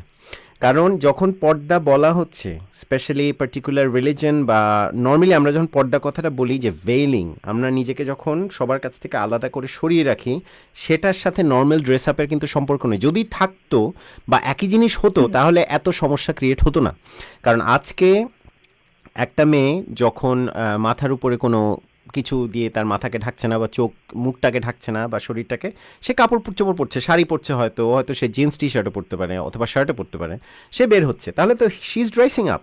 সো এই ড্রেসের সাথে বুঝলাম সভ্যতা সম্পর্ক আছে, কিন্তু সেটার পর্দা তো এক না। কারণ সেটা যদি অ্যাকসেপ্টেড হতো তাহলে তো তাকে বলা হতো না যে তার ধর্ষণের জন্য সে দায়ী। যেহেতু সে নিজেকে ঢেকে বের হয়নি, সে জিন্স পরেছিল, সেজন্য তার ধর্ষণের জন্য সে দায়ী। সে শার্ট পরেছিল অথবা টি শার্ট পরেছিল। না, আমার প্রশ্ন হচ্ছে কেউ যদি সেটা না পড়ে তাহলে তাকে ধর্ষণ করা যাবে বা তাকে হাত দেওয়া যাবে, তার গায়ে হাত দেওয়া যাবে? এটা কোন ধরন, কোন দুনিয়ার লজিক? এক্স্যাক্টলি। তো এখানের প্রশ্নটাই আমার, তাহলে ড্রেসিং আপ অ্যান্ড পর্দা, ভেইলিং, দুটা কিন্তু এক জিনিস না আসলে। কারণ সবাই কিন্তু কাপড় পরছে এই সভ্য দুনিয়ায়। এখন এই সভ্য পৃথিবীতে যখন apart from certain places, say for example unless you are in a nudist beach, আর অথবা you are in a beach probably wearing bikinis and stuff, but apart from that যখন আমি অফিসে যাচ্ছি, আজকে আমি যে রেডিওতে বসে আছি, I had to wear some decent clothing. আমার উপরে আমি একটা টি শার্ট পরে নিজেকে ঢেকে আসছি, আমি যেভাবে করে হয়তো একটা বিচে যাব সেভাবে নাই। So there is a difference. I am dressing up, কিন্তু এটার মানে তো পর্দা না। যখন বলছি পর্দা নারী পুরুষ উভয়ের জন্য। আর Sayed Sajan, we are not angry with you, please don't get it confused. আমরা একজন আপনার টপিকটা নিয়েই কথা বলছি, প্লিজ আপনি কন্ট্রিবিউট করেন। সো কেউ কিন্তু আপনার কথায় রাগ করছে না, এটা হচ্ছে এক একজনের কনসেপ্ট। আপনি যেটা বলেছেন সেটা নিয়ে আমরা ডিসকাস করছি, এটা কতটুকু আমরা কি মনে করি, এখানে শুদ্ধ কে সঠিক কে ভুল এটা নিয়েও কথা হচ্ছে না। কিন্তু আমাদের এক একজনের কিন্তু পৃথিবীর সবার মতামত আলাদা, তো আমরা সেটাই বলছি। তো যাই হোক, তো এখন নারী পুরুষ উভয়ের জন্য যদি পর্দা থাকতো, আজকে আমার সাথে যদি সেই ফর এক্সাম্পল আরেকজন নারী থাকতেন, তিনি, আমি আমার মতো করে, আমার কিন্তু খুব বেশি চিন্তা করতে হয় না কাপড় পরার সময় যে আমি কিভাবে বের হব, কিভাবে যাব, আমার মাথার উপর কি ঢেকে রাখতে হবে কিনা, বা এরকম অনেক কোনো ব্যাপার আছে। হ্যাঁ, তো আমাকে ভাবতে হয় না খুব একটা বেশি। আর আমি ফেসবুক লাইভ করছি, ওপেনলি বসে আছি। অনেক ক্ষেত্রে কিন্তু বলা হবে যে একটা মেয়ে স্টুডিওতে বসে ফেসবুক লাইভ করবে, তার চেহারাটাই কেন দেখা যাবে, এই কথাটাও আসতে পারে। তো তাহলে সেক্ষেত্রে উভয়ের জন্য পর্দা ব্যাপারটা কি আসলে সঠিকভাবে আরোপ করা হচ্ছে, বা এটাকে দুজনের জন্য সঠিকভাবে প্রযোজ্য হচ্ছে? What do you think Ananya? Is it right যে নারী পুরুষ পর্দা দুজনের না, জন্য? আই থিঙ্ক এটা একদমই নারী পুরুষকে একসাথে মানে একইভাবে পর্দা করতে বলা কখনোই হয় না। এটা সবসময় নারীর উপরেই চাপিয়ে দেওয়া হয়। এবং এই যে বলা হয় যে ইদানিং একটা নতুন কথা হয়েছে যে ফ্রিডম অফ চয়েস, এটা একটা মানুষের চয়েস, নিজে চুজ করে আমি পর্দা করছি। হ্যাঁ, এই কনসেপ্টটা একদম মানুষকে ভ্রান্ত করার জন্য, এই কনসেপ্টটা মানুষকে ভ্রান্ত করার জন্য চালু করা হয়েছে। যে বলা হচ্ছে যে আমি নিজের ইচ্ছায় পর্দা করছি। নিজের ইচ্ছায় কেউ কোনোদিন পর্দা করে না, মানে ওই পর্দার কথা বলছি, এক্সট্রা পর্দা যেটা জামা কাপড় সবাই পরে। এখানের ক্ষেত্রে আবার যখন বলে যে নিজের ইচ্ছা, হয়তো সে নিজের ইচ্ছা করছে, কেন আমি বলি আমাদের যে এই যে সোশ্যাল অ্যাকসেপ্টেন্স, একটু আগে একটা কথা Ananya, I mean I am taking it from you, আমি একুইং ইউর অপিনিয়ন, যে একটা মানুষকে ভালো বা খারাপ কিন্তু পর্দার উপরে বেস করে কোনো সোসাইটিতে করা হচ্ছে। অ্যান্ড সে ফর এক্সাম্পল কোনো একজন মানুষ এমন একটা কমিউনিটিতে বড় হচ্ছে বা এমন একটা সোসাইটিতে যেখানে পর্দা করলে তাকে বলা হচ্ছে ভালো মেয়ে, পর্দা বা শেষ যেভাবে পর্দার প্রেসক্রিপশন আছে সেভাবে প্রেসক্রাইব ওয়েতে না করলে তাকে বলা হচ্ছে হ্যাঁ মেয়েটার মনে হয় সেভাবে ভালো না, তাকে অ্যাকসেপ্টেবল না তার এই চালচলন। তো সেক্ষেত্রে তখন তাকে হতে পারে, এখানে দুটো ক্ষেত্রে আবার আসি, এগুলি খুব জটিল হয়ে যায় কথা। কিন্তু আমার কথা হচ্ছে আমরা তো বাঙালি না, আমাদের তো একটা হিস্ট্রি আছে, আমাদের একটা সভ্যতা আছে। হ্যাঁ, এই সভ্যতায় মানে এইভাবে হ্যাঁ একটা সময় মানুষ ঘোমটা পরতো, এই করতো সেই করতো, সেটা ওইভাবে স্ট্রিক্ট কোনো রুল ছিল না। তো আমাদের আগের ছবি দেখলে দেখা যায় কত সুন্দর মেয়েদের ছবি আছে আমাদের ঢাকা ইউনিভার্সিটিতে পড়ছে, বা বিভিন্ন পাবলিক প্লেসের ছবি, ঢাকা শহরের ছবি, তখন দেখতে পাই কেউ কিন্তু পর্দা করছে না। বাংলাদেশের প্রথম কনসেপ্টই তো এটা একটা secular country. I mean say for example that was in the constitution they started with, যে বাংলাদেশটা সেকুলার কান্ট্রি হবে যেখানে কালচারটা উপরে থাকবে রাদার দ্যান কোনো পার্টিকুলার রিলিজন। যে সব ধর্মের Exactly. মানুষই একসাথে থাকবে, এবং এখানের ক্ষেত্রেই যে যে যেটা পড়বে, কেউ হিন্দুরা সিঁথিতে সিঁদুর পড়ছে শাখা, আবার কারণ কি সব এই স্বাধীনতা তো আর শুধু একটা ধর্মের মানুষরা আনেনি, সব ধর্মের মানুষরা মিলেই এনেছে, তো সেই জন্য না, কিন্তু এখানে এখানে একটা গন্ডগোল আছে। হ্যাঁ, এই যে আমরা অনেক কিছুই হিন্দুদের বলি, হ্যাঁ, সেটা কি আদৌ কোনো রিলিজিয়াস বেসিসে কি না সেটা কিন্তু আমরা জানি না। কিরকম কথা বলি? কেন বলছি, হিন্দু ধর্ম বলতে যেটা বোঝা হয়, it is not a religion of the book. Okay. বলা হয় গীতা হচ্ছে এটার হোলি বুক, কিন্তু গীতা এটার হোলি বুক আলাদা করে না। কারণ এটার কোনো ধরা বাঁধা নিয়ম নেই যে এরকম পালন করলেই আমি হিন্দু হব আর এটা পালন না করলে আমি হিন্দু হব না, এরকম কিছু নাই। আচ্ছা, হ্যাঁ, যেমন আমাদের ইসলাম ধর্মে আছে যে কেউ কাফের হচ্ছে, মুনাফিক হচ্ছে, অ্যাকর্ডিং টু ইউ হিন্দু ধর্মে এরকম কিছু নেই। আচ্ছা, ঠিক আছে, ওকে। এই ব্যাপারটাই নাই, কারণ এটা কেউ ডিফার করলে please join us in the conversation, if you have to add or if you differ with Ananya, please join in. হ্যাঁ, প্লিজ। হ্যাঁ, যেমন মহাভারত একটা এপিক, যেমন ইলিয়াড ওডিসি গ্রিক এপিক, সেরকম মহাভারত রামায়ণ হচ্ছে এপিক। হ্যাঁ, তো মহাভারতের একটা ছোট্ট পার্ট হচ্ছে গীতা। এক্স্যাক্টলি। আর এছাড়া তাদের তো শুধু এই গীতা না, উপনিষদ, তারপর তাদের অন্যান্য, এটা কিন্তু একটা ধারাবাহিকতায়, শুধু একটা স্ক্রিপচারকে বলা যাবে না। উপনিষদ, পুরাণ, হ্যাঁ, এই যে আমাদের যে লোকজ কালচার, হ্যাঁ, আমাদের লোকজ কালচার এগুলো পুরাণের মধ্যে আছে। এই যে বেহুলা লক্ষিন্দরের গল্প, হ্যাঁ, এগুলো তো গল্প।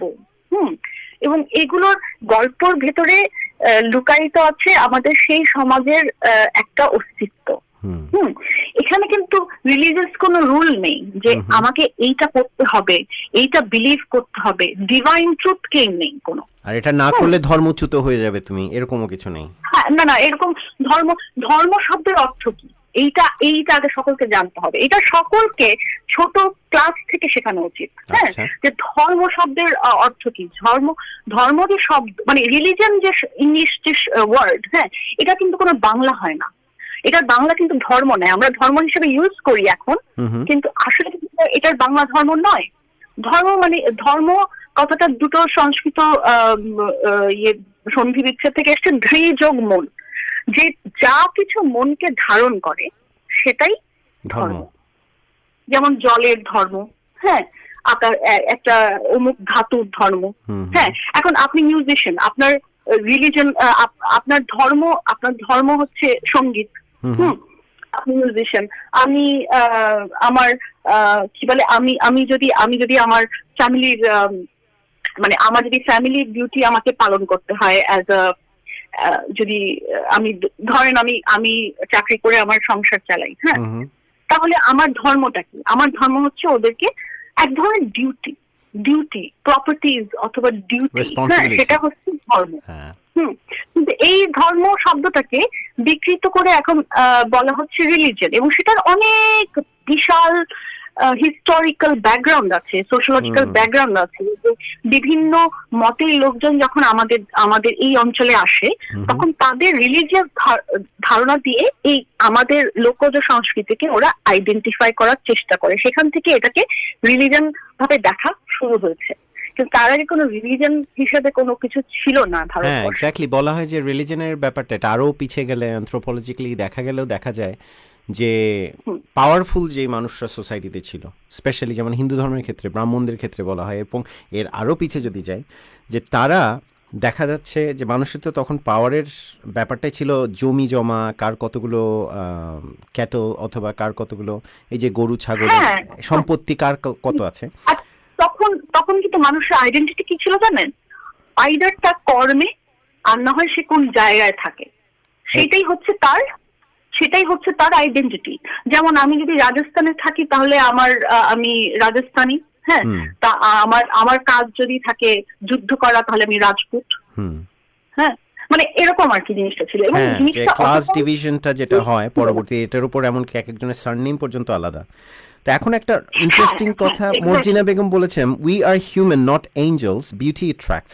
এখন মর্জিনার এই কথা থেকে আমার একটা প্রশ্ন, এটা আমার মাথায় সবসময় আসে, যখন আমরা বলি বিউটি অ্যাট্রাক্ট করে, এখন বিউটি শব্দটা কি শুধু নারীদের ক্ষেত্রেই প্রযোজ্য, এটা কি পুরুষের ক্ষেত্রে প্রযোজ্য না? একজন পুরুষ কি সুন্দর হতে পারে না এবং তাকে দেখে কি একজন নারী অ্যাট্রাক্টেড হতে পারে না? তো আজকে একটা পুরুষ যেভাবে চলবে সেটা দেখে কি একজন নারী যিনি পর্দার অন্তরালে থাকবেন, তিনি পর্দার ভিতর থেকে দেখবেন যাকে দেখা যাচ্ছে না, কিন্তু তিনি কিন্তু একজন পুরুষকে দেখছেন যিনি পর্দার মধ্যে নেই, তো সেই নারী পর্দার ভিতরে থেকে কি অ্যাট্রাক্টেড হতে পারে না?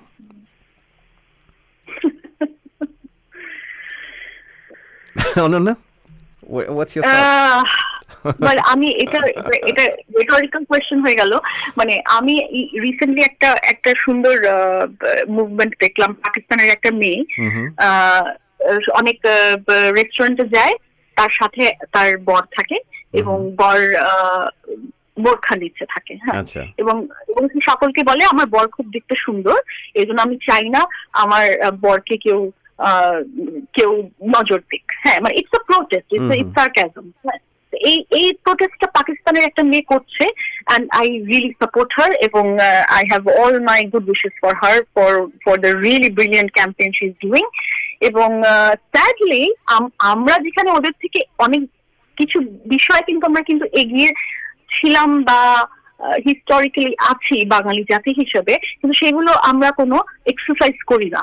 হ্যাঁ, মানে আমাদের যে কারণেই হোক, কোনো একটা কারণে হোক, আমি জানি না কি কারণে, আমরা কিন্তু এই ধরনের ক্যাম্পেইন বা এই ধরনের প্রতিবাদগুলো কিন্তু আমরা করছি না। হ্যাঁ, যেমন ইরানে মাই স্টিল দি ফ্রিডম নামে একটা মুভমেন্ট শুরু হয়েছে।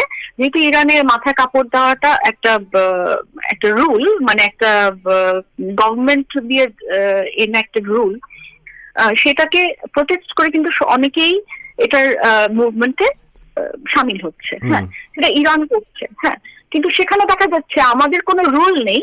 হ্যাঁ, আমাদের দেশে কোনো রুল নেই হিজাব করতে হবে বা এই করতে হবে, কিন্তু দলে দলে কাতারে কাতারে এটা ডমিনো এফেক্টে, মানে একজনের দেখা দেখি আরেকজন এটা করলে কি হবে। আবার অনেকে বাড়ি থেকে বের হয় যাতে কেউ দেখতে না পারে, বয়ফ্রেন্ডের সাথে দেখা করতে পারে, সেই কারণে বোরখা করলো। এইটা মানে নানান কারণে, একটা কোনো কারণ না, নানান কারণে, হ্যাঁ নানান কারণে এটা করছে। কিন্তু এইটা যে কোনো একটা মানে একটা প্রোগ্রেসিভ সোসাইটির মডেল হতে পারে না, সেটার অনেকগুলো কারণ আছে, সেটার কোনো একটা কারণ না।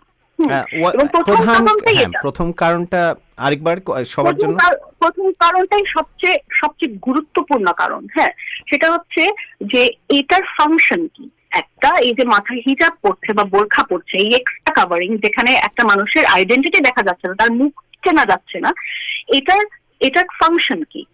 এটার ফাংশন হচ্ছে যে মেয়ে মানে প্রথমত সে যৌন উত্তেজক, তার মানে সে একটা সেক্সুয়াল বিং, তার সেক্সুয়াল বিংটাই তাকে আইডেন্টিটি করে দিচ্ছে এবং সেই কারণে তাকে পর্দা করানো হচ্ছে। কিন্তু একটা মেয়ে তো প্রাইমারিলি একটা সেক্সুয়াল বস্তু হতে পারে না, যেমন একটা ছেলে হতে পারে না, একটা মেয়ে হতে পারে না। হ্যাঁ, তো সেটা যখন এই জিনিসটাই যখন আমরা জানতে পারছি, একটা পড়ালেখা মেয়ে যখন জানতে পারছে এই জিনিসটা, এটা জেনে সে কি করে পড়ে?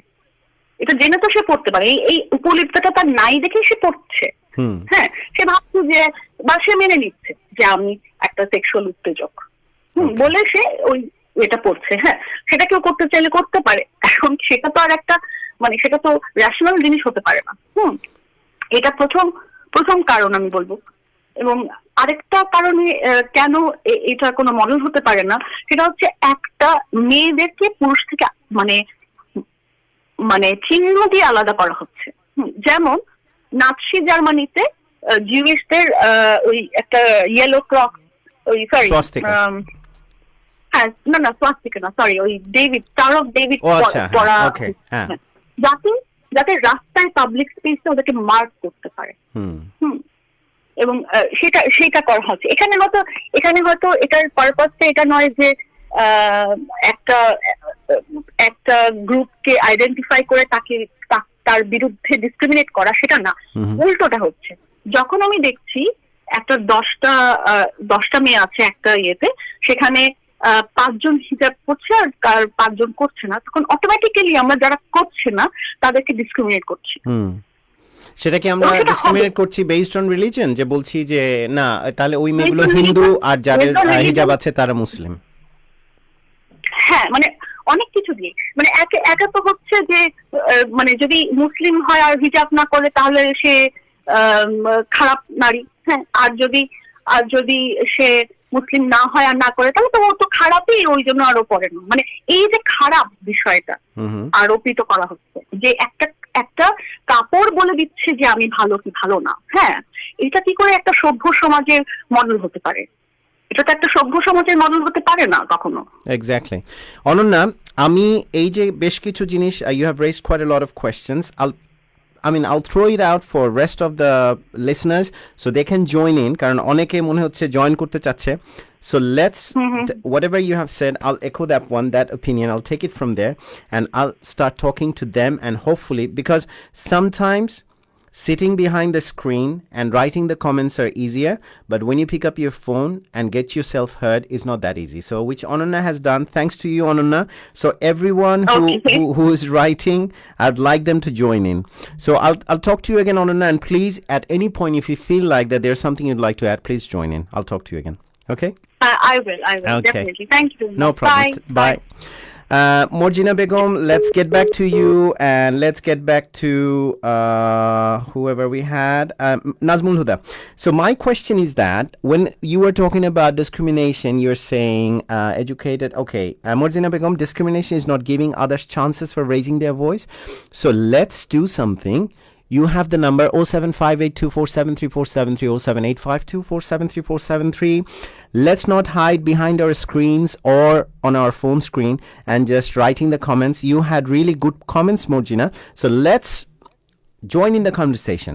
Pick up your phone and talk to us and let us know what you think. I would like to hear from all different quarters. I mean, we are not here to give any one particular floor, but someone is talking, there's no one else is joining in, so we can keep on writing our comments. But rather than doing it, why not get yourself heard?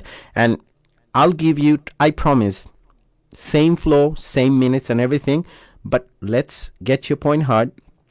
R Babu Bablu, you have mention, আপু কি জানেন প্রথমে পুরুষের হিজাবের কথা বলা হয়েছে। So পুরুষের হিজাবের কথা বলা হয়েছে। Babu Bablu, would you like to get into the conversation? Would you like to give us a call and make yourself heard and give your opinion towards that? Trust me, I'm just here. I'm just listening to you all and getting myself enlightened as well from your conversation. So আমাদের প্রত্যেকের নিজস্ব মতামত আছে, but I'm not here to share my own opinion. I'm just finding my own questions. আপনাদের মতামত থেকে যখন আমার মাথায় কিছু প্রশ্ন আসছে, আমি শুধু প্রশ্নগুলি করছি। আর মর্জিনা বেগম, হ্যাঁ, ওকে, আরেকটা কথা আছে, I like to show the beauty proudly. So Morjina Begum, I find whatever you're saying sometimes is conflicting. Sometimes I really don't know which side of the fence you're sitting on. So please, if you call and make yourself clear a little bit, I'd really appreciate. If you say you like to show the beauty proudly, definitely, so you'd like to flaunt, everyone should. I like it too. আমার ভালো কিছু থাকলে আমি দেখাতে চাইবো না কেন? একজন মানুষ হিসাবে সবারই সেই অধিকার আছে। আবার সেখান থেকে বলা হয়েছে, যেখানে বাবু বাবলু বলছে যে প্রথমে পুরুষের হিজাবের কথা বলা হয়েছে, পুরুষের হিজাবের কথা বলা হয়েছে প্রথমে, কিন্তু পুরুষের হিজাবটা কীরকম হিজাব বাবু বাবলু আমার জানা নাই। Just of the top of my head, I don't know, since you have brought it up, you mention যে পুরুষের হিজাবের কথা বলা হয়েছে। তাহলে পুরুষের ক্ষেত্রে হিজাবের কথাটা কিভাবে বলা হয়েছে, কীরকম হিজাব করতে হবে? আমি কি প্রপারলি, যে আজকে আমাকে যে দেখা আছে ফেসবুক লাইভে, আমি কি প্রপারলি হিজাব করা আছি? তো এটা একটা প্রশ্ন সবার জন্য, Babu Bablu specially to you. So you can come and join us in the conversation and get yourself heard. আর Morjina Begum, we are not fully civilised ইয়ার, ট্রু। ওকে, খুব ভালো ভালো কথা, খুব সুন্দর সুন্দর কথা আমরা অনেকে বলছি, but at the same time sometimes when you give conflicting messages, it's better to get yourself heard. Sometimes what happens when you text, things get lost in translation, or আমরা যেটা ভাবছি অনেক সময় আমরা লিখে সেটা প্রকাশ করতে পারছি না। So I would invite you all, whoever feels like talking, it's open to you. We can join the discussion and we can make ourselves heard. And to be honest, don't be scared to be yourself, and whatever you think is precious, and give me your valuable opinion. Maddy Misha একটা খুব interesting comment করেছেন, আমিও পর্দা পরে ছেলেদের আরাম করে দেখতে চাই। Wow, that's really interesting and that's very crafty as well, যে ম্যাডি মিশা পর্দার পেছনে লুকিয়ে তিনিও বিউটি এনজয় করতে চান। কারণ আমার কোয়েশ্চেন ছিল, বিউটিটা কি শুধু যখন আমরা বিউটি বলি, হ্যাঁ, যে তখন সেটা কি শুধু, okay, I have a caller, let's see who I have. Hello, hello. Hello, হ্যাঁ, কে কল করছেন? প্লিজ আমাদেরকে একটু নামটা বলবেন, আর if you can even share with us where you calling from. আমি জানি না নেটওয়ার্কে কোনো সমস্যা কিনা, আমাদের কলার আছেন লাইনে কিন্তু আমরা শুনতে পাচ্ছি না কলারকে। কলার, please try back again or we can try to get you connected. Let's try to get you connected. I think we have Nazmul Huda.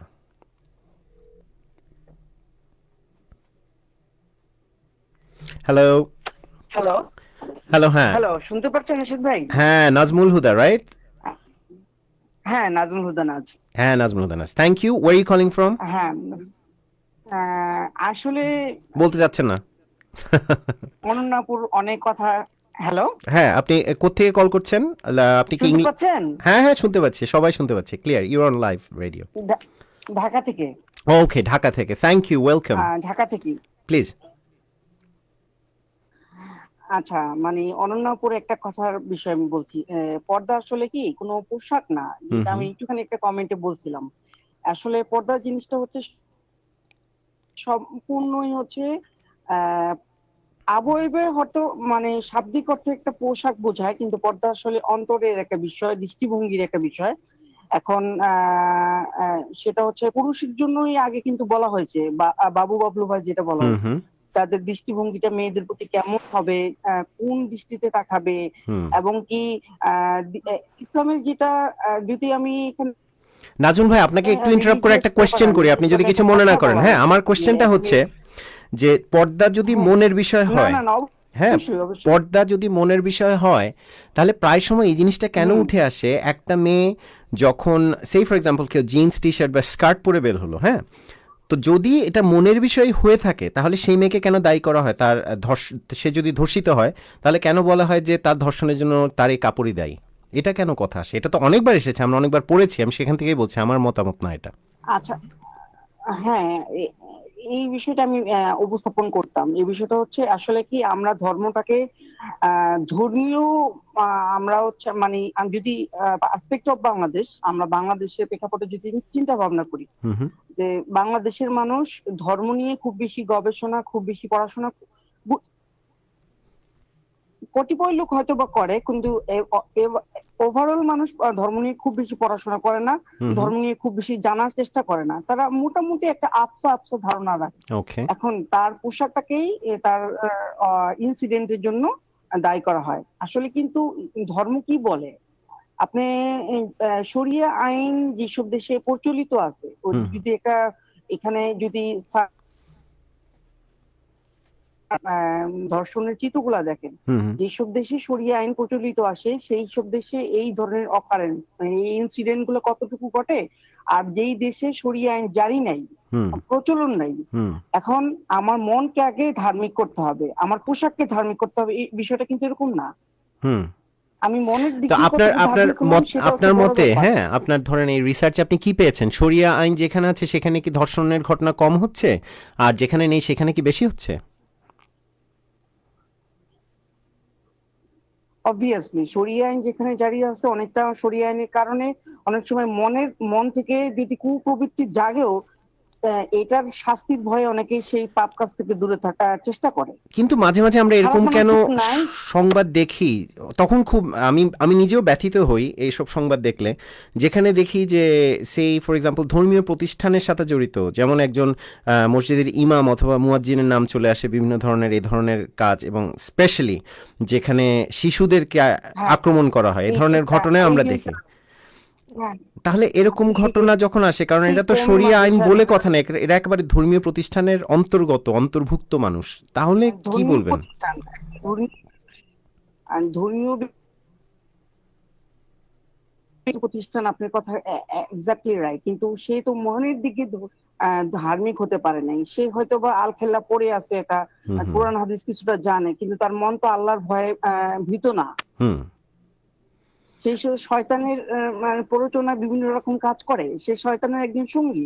আচ্ছা, তো আমার সাথে যদি শুধুমাত্র এখন ইসলামিক নাজমুল ভাই, আপনাকে একটা প্রশ্ন, আমার সাথে যদি এখন একজন হ্যাঁ প্রেজেন্টার থাকতো, হ্যাঁ, আমি বুঝার চেষ্টা করছি আমরা আমাদের দৃষ্টিকোণটা কি। হ্যাঁ আমার সাথে একজন প্রেজেন্টার আছে, ধরেন দুজন প্রেজেন্টার, হ্যাঁ, দুজন মহিলা প্রেজেন্টার আছেন এখন, কো প্রেজেন্টার।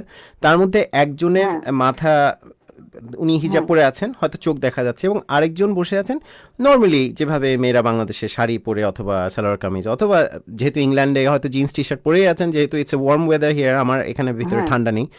আপনি যদি চিন্তা করেন, হ্যাঁ, কাকে বলবেন, তাদের কি পর্দা নিয়ে আপনি বলবেন যে কেউ পর্দানসীন অথবা কেউ পর্দা করছেন না? আপনি কি এভাবে দেখবেন? আপনি কাকে বলবেন যে পর্দা করছে?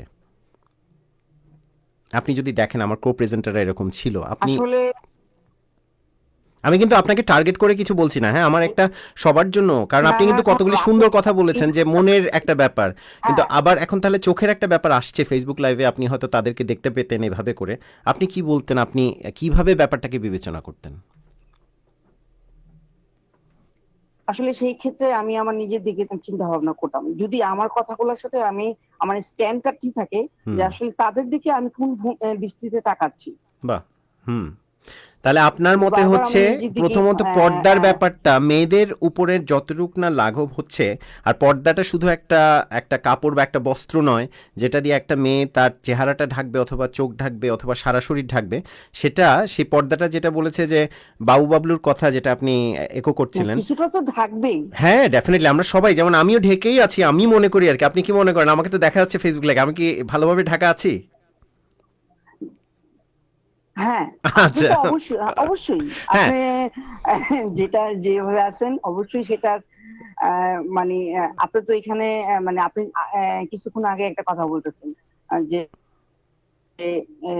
যে যারা মানে অতি প্রাকৃতিক কি বলে এটাকে, ইংলিশ শব্দটা কি, যে নুডিস বিচের কথা বলেছিলাম, মানে যেখানে মানুষ, প্রকৃতিবাদ। হ্যাঁ হ্যাঁ, হ্যাঁ হ্যাঁ এক্স্যাক্টলি, হ্যাঁ নেচার, ওই নেচারিস্ট। ধরনের পোশাক ছাড়া যারা আছে, হুম। হ্যাঁ আপনি আর আমি বা আমাদের দেশে মেয়েরা যেভাবে সাধারণত চলাফেরা করে, মানে আমি গুটি কয়েক মেয়ের কথা বলবো না, মানে হুম। হুম। ম্যাক্সিমাম মানুষের কথা বলবো, হ্যাঁ হ্যাঁ।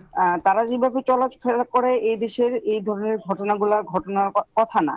এখানে হুম। মেয়েদের কোনো দোষারোপ, তাদের কাপড় চোপড়ে কোনো দোষারোপ না করে আমাদের ছেলেদের বরঞ্চ আমাদের দৃষ্টিভঙ্গিটাই বিকৃত হয়ে যাচ্ছে। হুম। মানে আমি আসলে সেইটার উপরে গুরুত্ব আমার মানে ফোকাসটা ওই দিকটাই। আচ্ছা, আমি আর তাহলে আমি আপনাকে যতটুকু একটু স্টাডি আরেকটু করছি যে সুযোগ করে দিই, আপনাকে কিছু জিনিস একটু অ্যাড করে দিই।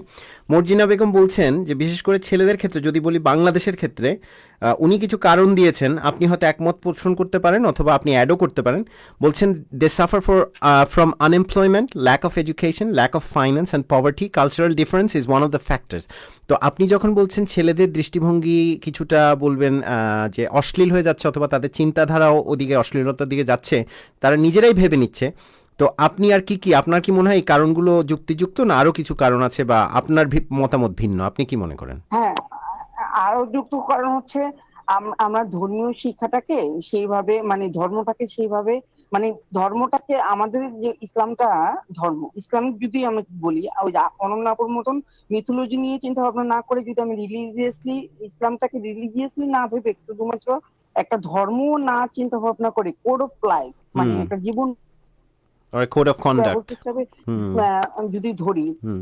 ইসলাম, হ্যাঁ কোড অফ কন্ডাক্ট, সেটা যদি দেখি আমাদের প্রাত্যহিক ম্যানারিজমে আমরা যে হিসাবে চলাফেরা করা উচিত হুম। সেইভাবে যদি আমরা পালন করার চেষ্টা করি আর সেইভাবে যদি শেখার চেষ্টা করি এবং জানা বোঝার চেষ্টা করি, আমার কাছে মনে হচ্ছে এই সমস্যাগুলো আমাদের সমাজে চলে যাবে। আর কিন্তু হচ্ছে আপনি যেটা বলেছেন, এটা আপনার আসলে কি আপনার কথা থেকে আমার মনে হচ্ছে you are quite open minded in a sense, যে আপনার কাছে ব্যাপারটা হচ্ছে পর্দা একটা মনের বিষয়, যেটা অনেকের হয়তো একমত পোষণ করবেন কিনা আমি জানি না, কারণ অনেকের কাছে পর্দার ব্যাপারটা প্রথমতই আমি চোখে যা দেখছি সেখান থেকে আমি পর্দাকে বিবেচনা করছি। এখন প্রথমত তো আমি যে দেখছি, আপনার মতে যে প্রথমত আমার মনের চিন্তার একটা পর্দা থাকতে হবে, যে সেখানে আমি নিজেই রেকটিফাই করব জিনিসটাকে দেখার সময়, ভাবার সময়। কিন্তু আমাদের সমাজে তো প্রায় সময় আমরা দেখি যে আমরা প্রথমে চোখ দিয়ে যা দেখি সেটার উপরেই বিবেচনা করি যে কে পর্দা করেছে কে করেনি। এটা কি একটু বেশি, এই ঘটনাটা তো প্রায় সময় শুনি, এবং সেটার উপর বিবেচনা করে এই যে একটু আগে অনন্যা যেটা বললেন যে একটা স্থানে কিছু মেয়েদেরকে দেখলে কিছু মানুষ একটু একভাবে ঢাকা, যে তাদের চোখ দেখা যাচ্ছে অথবা মাথা ঢাকা বা চুল ঢাকা। আবার আরেক গ্রুপ বসে আছে যারা নর্মালি আছে, যারা হয়তো ওয়েস্টার্ন ড্রেস পরে আছে অথবা শাড়ি পরেও বসে আছে, কিন্তু তাদের সেভাবে যেভাবে করে বলা হয় যে মাথার চুল ঢাকতে হবে, মাথা ঢাকতে হবে, এরকম নেই। কিন্তু তাদের মধ্যেও বিভেদ করা হয়। অনেক মানুষ করতে পারেন, হঠাৎ করে দেখে যে আচ্ছা এরা পর্দা করছে, এরা করছে না। তো তখন কি বলবেন? মানে আপনার ডেফিনেটলি একটা সুন্দর মত, এবং এটা আমার মনে হয় এভাবে করে চিন্তা করলে আমাদের বাংলাদেশের সংবিধানের যে সেকুলারিজমের যেই প্রথমে যে আমরা বিধান করেছিলাম, তাহলে আমার মনে হয় সেটা অনেক বেশি বাস্তবায়িত হতো। কিন্তু আপনার কেন, আপনার ক্ষেত্রে এই ব্যাপারটা কীরকম করে আপনি দেখেন? কারণ এখন যদি একজন মানুষের বস্ত্রের উপর করেই তো আমরা প্রায় সময় বিবেচিত হতে দেখি, তো আপনি কি ভাবেন? আসলে এই বিষয়টা আমি বলতেছিলাম আর কি, যে আসলে আমাদের মানে একটুখানি এই ব্যাপারে পড়াশোনা করতে হবে। আমরা কোনো কথা বলার জন্য মানে আমাদের দেশের মানুষগুলো যারা এই বিষয়ে কথা বলে, তাদের এই বিষয়ে কতটুকু নলেজ আছে, ইন ডেপথ নলেজটা কতটুকু আছে, সেই বিষয়ে আমার প্রশ্ন সবসময় জাগে। যে কথা বলার আগে আমি মানে এটা দলিল আছে কিনা, আমি যে একটা কথা বলতেছি এই ব্যাকগ্রাউন্ডটা কি, আচ্ছা, ইসলাম কি বলে, আপনি ইসলাম থেকে কথা বলতে চাচ্ছেন যে বাট ইসলাম কি বলে, আহ না বলে একজনকে একটা তকমা দেওয়া যে তুমি পর্দানশীল না, বা পর্দানশীল হওয়ার জন্য তাকে যেভাবে ডাকা উচিত ছিল। আগে যেমন এই যে তনু হত্যার ব্যাপারে অনেক সময় যে আমাদের দেশের 2 বছর আগে যে ঘটনা ঘটছিল, যে মেয়েটা এভাবে সাজগোজ করে কেন ওই ক্যান্টনমেন্টের ভিতর দিয়ে গেছিল, আর সে মেয়েটা একটা ভিকটিম হয়েছে, তার একটা ইনসিডেন্ট ঘটে গেছে, মেয়েটার চরিত্রটাকে আগেই হরণ করার চেষ্টা করা হচ্ছিল। যে সে এটা কি কারণে হচ্ছিল সেটা ব্যাপার না, কিন্তু কারা করছে। হ্যালো, হ্যাঁ হ্যাঁ বলেন, শুনছি আমরা। কারা করছে তাদেরকে দোষারোপ না করে মেয়েটাকে, ভিকটিমকে অপরাধী করার চেষ্টা করা হচ্ছিল। আসলে এটা হচ্ছে আমাদের সমাজের একটা, আমরা তো আসলে পশ্চাৎ এখনো রয়ে গেছি, মানে সেইভাবে ইন ডেপথ নলেজটা আমাদের খুব কম। আমি মনে করি ইভেন আমারও এর থেকে বাইরে আমি নই, আমি নিজেও নই, আমি শুধু সবার আসলে মতামত শুনছি, আমি প্রশ্ন করছি শোনা, আমি মতামত দেয়া থেকে, আর আমার এমনিতেও হয়তো আমার আসলে কাজই মডারেট করা, আপনাদের সাথে বসে একটু আড্ডা দেয়া। তো আসলে কিন্তু জিনিসটা হচ্ছে আপনারা যারা মতামত দিচ্ছেন, হ্যাঁ, কিছু আমি দেখতে পাচ্ছি কিছু মানুষ অত্যন্ত রাগান্বিত কিছু ব্যাপারে। আমি জানি না, যিনি ফেসবুক লাইভে প্রচন্ড রাগান্বিত, প্লিজ জয়েন করুন কনভারসেশন, আমাদের ফোন লাইন ওপেন আছে। আচ্ছা আপু, কি মেডিসিন আপু একটা কথা বলছে যে ছেলেদেরকে দেখতে চাই, আসলে কি এখন একটা সিস্টেম তৈরি করা হয়েছে, যেমন এটা সৃষ্টিকর্তা থেকে বা সৃষ্টিকর্তা না বিশ্বাস কেউ করলেও প্রকৃতি থেকে মেয়েদের ফিজিক্যাল স্ট্রাকচার আর ছেলেদের ফিজিক্যাল স্ট্রাকচারটা একরকম না। আচ্ছা, এখন সেখানে তাকে পরিধান বস্ত্র একই ধরনের পরবে না। একটা ছেলে যদি একটা লং কামিজ পরে তাকে দেখতে অবশ্যই সুন্দর লাগবে না। আচ্ছা, একটা ছেলে যদি বোরকা পরে বের হয় তাকে দেখতে অবশ্যই সুন্দর লাগবে না, এটা ব্যাখ্যা লাগবে। কেন? এখন প্রশ্নটা হচ্ছে যে একটা ছেলেকে যখন আমার কাছে এটা একটা প্রশ্ন, হ্যাঁ নাজমুল ভাই, এটা দেখেন একটা জিনিস প্রশ্ন আসে, তাহলে আমরা যে কোনো কিছুকে খারাপ, সঠিক, ভালো বা যেটাই বলি, এগুলো কিসের উপর বেস করে আসে? আমি কাপড়ের কথা বাদই দিই। এখন ধরেন আজকে যদি এমন হতো যে আমি প্রোগ্রাম করার সময় আমার কফি খাওয়া নিষেধ, হ্যাঁ, আমার হাতে কফির কাপ, এখন এটা যদি রুল হতো এবং এটাই যদি কথা হতো, তাহলে আজকে আমি কফি খাওয়া দেখে কিন্তু অনেক মানুষ মন্তব্য করতো যে এরশাদ যে কাজটা করছে এটা খারাপ কাজ, ঠিক না? এখন যে জিনিসটা আমরা দেখে বড় হই, যেটা আমরা আমাদের অভিজ্ঞতার মাধ্যমে আমরা যেটা শিখি, সেটার উপর বেস করে আমরা বলি। এখন ধরেন আমরা দেখে এসেছি ছোটবেলা থেকে মেয়েরা শাড়ি পরে, তারপর অনেকগুলো কথা এখানে, যেমন মর্জিনা অ্যাড করেছেন যে বার্মিজ দেশে সেখানে মেয়েরা প্রোটেক্টিভ, তারা পর্দা মানে বলছে যে ওরা পর্দা মানে ওরা ঢাকে নিজেদেরকে, ক্যাথলিক নানস তারা ঢাকে। তো এরকমভাবে যখন একটা জিনিস আমরা পার্টিকুলার একটা কালচারে বা একটা সংস্কৃতিতে বা একটা আবহে আমরা দেখি যে এভাবে করে কেউ চলে আসছে, সেটার বাইরে কিছু দেখার সাথে সাথে আমাদের কাছে মনে হয় সেটা একটু গ্রহণযোগ্য নয়। আমাদের একজন ফোন কলার আছেন, তাকে একটু অ্যাড করিনি আপনার সাথে। হ্যাঁ, আচ্ছা অবশ্যই। Hello, Hello. Hello, who am I talking to? You talking to Monirul Haidar? Monirul Haidar, Babu Bablu, okay join করেছেন নাজমুল ভাই। তো মনিরুল হায়দারও আছে আমাদের সাথে। Monirul Haidar, just a moment, let me finish the thought and then I listen to you. হ্যাঁ, Okay, no problem.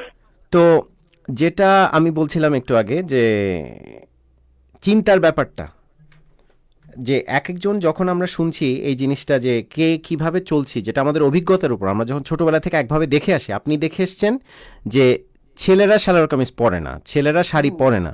এখন সেই জন্য আপনার মনে হচ্ছে যে একটা ছেলে যদি সালোয়ার কামিজ পরে তাহলে তাকে দেখতে খারাপ লাগবে।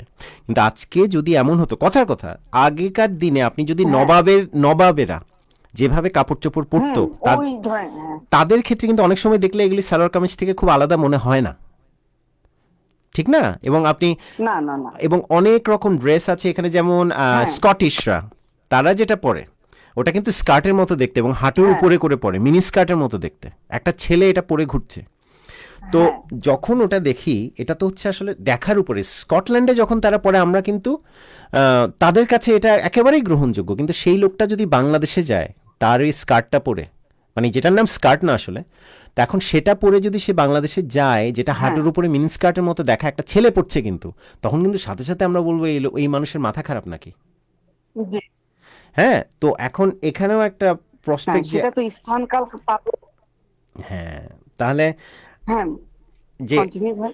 হ্যাঁ, তাহলে আমাদের এই যে কাপড়ের ব্যাপারটা, বা কাপড় বলে কথা না, যে কোনো কিছুই আসলে অভিজ্ঞতা দিয়ে shaped.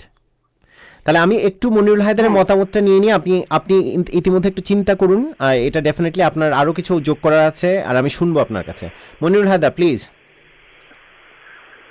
G, first of all আপনি আমাকে প্রশ্ন করছেন যে পুরুষের হিজাবের কথা বলা হয়েছে। ফার্স্ট অফ অল আমি বলতে চাচ্ছি যে পুরুষের হিজাব বলতে আমি যেটা বুঝাচ্ছি সেটা হচ্ছে যে মানে কাপড়ের ব্যাপারটা না। হিজাব অনেক রকমের হতে পারে। আপনার চোখের হিজাব হতে পারে, সেটা আপনার মুখের হিজাব হতে পারে, তারপর আপনার চিন্তার হিজাব হতে পারে। হিজাব জিনিসটা হচ্ছে ঢেকে রাখা বা কোনো কিছু নাগালে আসতে না দেওয়া। ফার্স্ট অফ অল আমি বলি সূরা আন-নূরের, ঠিক আছে, 24 নাম্বার আর 30 নাম্বার প্যারাতে বলা আছে যে যারা বিলিভার ম্যান তারা যেন তাদের গ্লান্সটাকে লোয়ার করে রাখে। আচ্ছা, ঠিক ওকে, আছে, ঠিক আছে। They should guard their the chastity or whatsoever. তো ফার্স্ট অফ অল আপনার হিজাব বলতে বাংলাদেশের মানুষ যেটা বোঝায় সেটা হচ্ছে যে মানে আপনাকে পুরো আস্ত গাউন টাউন পরে থাকতে হবে। মানে আচ্ছা, আমার মানে ফার্স্ট কথা, আমার নিজের গ্লান্সকে আমি না সামলে, আমার দৃষ্টিকে না সামলে, আমি বলবো যে তুমি তোমাকে সামলে রাখো, তাহলে আমি নিজেকে বাঁচিয়ে রাখতে পারবো, এটা।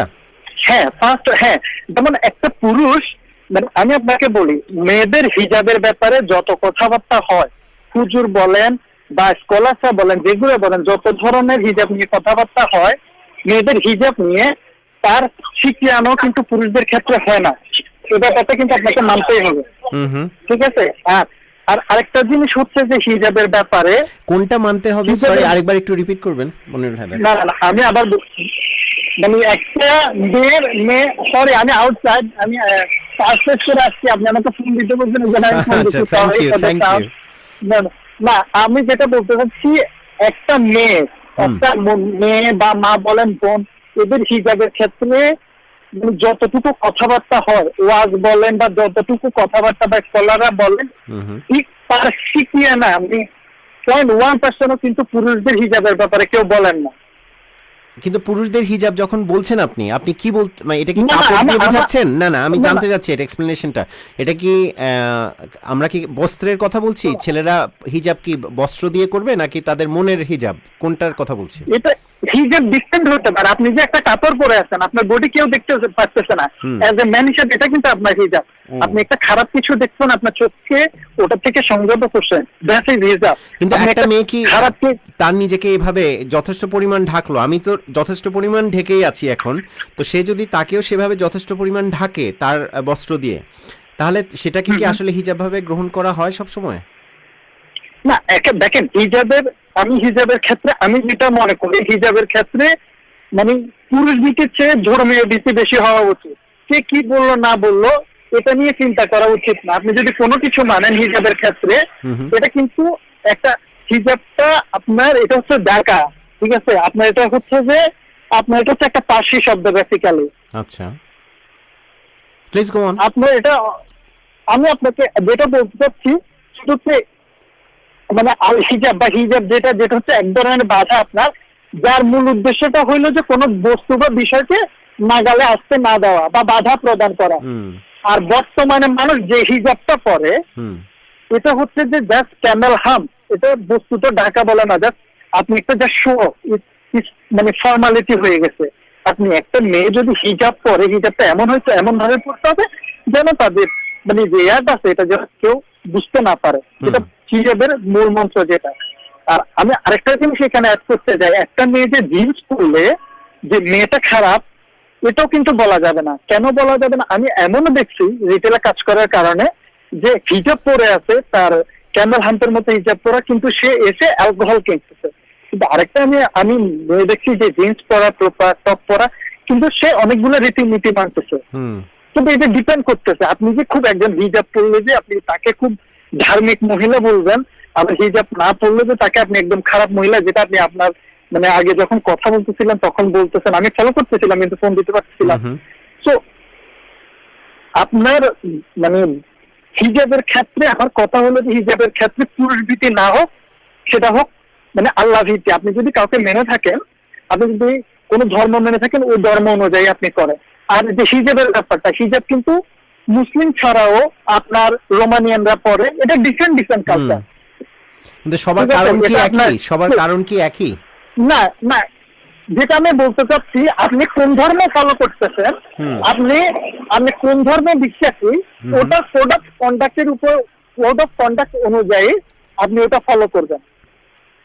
আচ্ছা, তাহলে একটা জিনিস এখানে যেটা বাবু মুস্তাফিজুর রহমান, সরি চৌধুরী মনিরুল হায়দার, যেটা প্রশ্নটা হচ্ছে যে আপনার কথা হচ্ছে যে যখন প্রথমে ছেলেদেরকে হিজাব করতে বলা হয়েছে প্রথমত, আর সেটা বলতে যে তুমি তোমার দৃষ্টিকে সামলে রাখো, সেটা মূলত বলা হয়েছে। সেটা কি কোরআনে বলা হয়েছে? হ্যাঁ, সূরা আন-নূরের 24 নাম্বার 30 নম্বরে আয়াতে বলা হয়েছে। বাহ, থ্যাঙ্কস ফর দ্য রেফারেন্স। তো এখন সেটা হচ্ছে আপনার কথা দৃষ্টিকে সামলে রাখা, যেটা প্রথম দায়িত্ব হচ্ছে যে দেখছে তারই দায়িত্ব। হ্যাঁ, প্রথমত বলা হয়েছে তোমার দায়িত্ব আগে তুমি নিজেকে সামলে রাখো, রাদার দেন আরেকজনকে দোষারোপ করো যে তুমি কেন সামলাও নাই নিজেকে। হ্যাঁ, এটা অবভিয়াসলি ফার্স্ট আপনি কাউকে কিছু বলার আগে ফার্স্ট আপনি নিজেকে কন্ট্রোল করবেন। Before you point your finger at someone, you should control yourself first, then you should point the finger at someone else. কিন্তু এটা কি প্র্যাকটিস হচ্ছে? এটা কি প্র্যাকটিস হচ্ছে আমাদের দেশে বা না না, আমি বলবো যে প্র্যাকটিস অনেক জায়গায় হচ্ছে, আবার অনেক জায়গায় হচ্ছে না। কেন হচ্ছে না? যদি আপনি আমাকে বলেন কেন হচ্ছে না, যদি আপনি প্রশ্ন করেন, আমি বলবো first of all lack of education মানে ইসলামিক এডুকেশন বা ধর্ম সম্বন্ধে না জানা। মানে আমি মুসলিম পরিবারে জন্মগ্রহণ করছি বিধে আমি মুসলিম হয়ে গেছি, but I don't no my history or mythology. একটা ছেলে হিন্দু ধর্মে জন্মগ্রহণ করছে, সে ভাই বোন কিন্তু সে হিন্দু হয়ে জন্মগ্রহণ করতেছে। কিন্তু কোরআনে কি কোনো ড্রেস কোড নেই? কোরআনে কি সেভাবে করে বলা আছে, নাকি এটা মানুষের, আপনার মতে হচ্ছে যে কোরআনে সেভাবে করে বলা নেই? কি মানে এই যে ড্রেস কোডটা, যে হিজাবের যে বর্ণনা, একটা হচ্ছে তো সেটা হচ্ছে নিজেকে, নিজের গ্লান্সকে সামলে রাখা, কিন্তু এছাড়া এখন আমরা হিজাব বলতে যেটা বুঝি, পর্দা বলতে যেটা বুঝি স্পেশালি মুসলিম সমাজে নারীদের ক্ষেত্রে, তো সেটা কি কোরআনে বলা আছে না নেই? বা আমাদের কথা না থাকলে কেউ একজন যোগ দিতে পারেন আমাদের সাথে? আমি আপনাকে বলছি না, কোরআনে অবশ্যই বলা আছে। আর কোরআন তো অনেক আপনার এটা ডাইরেক্টলি বলা না, এটা ইনডাইরেক্টলি এখানে বলা আছে।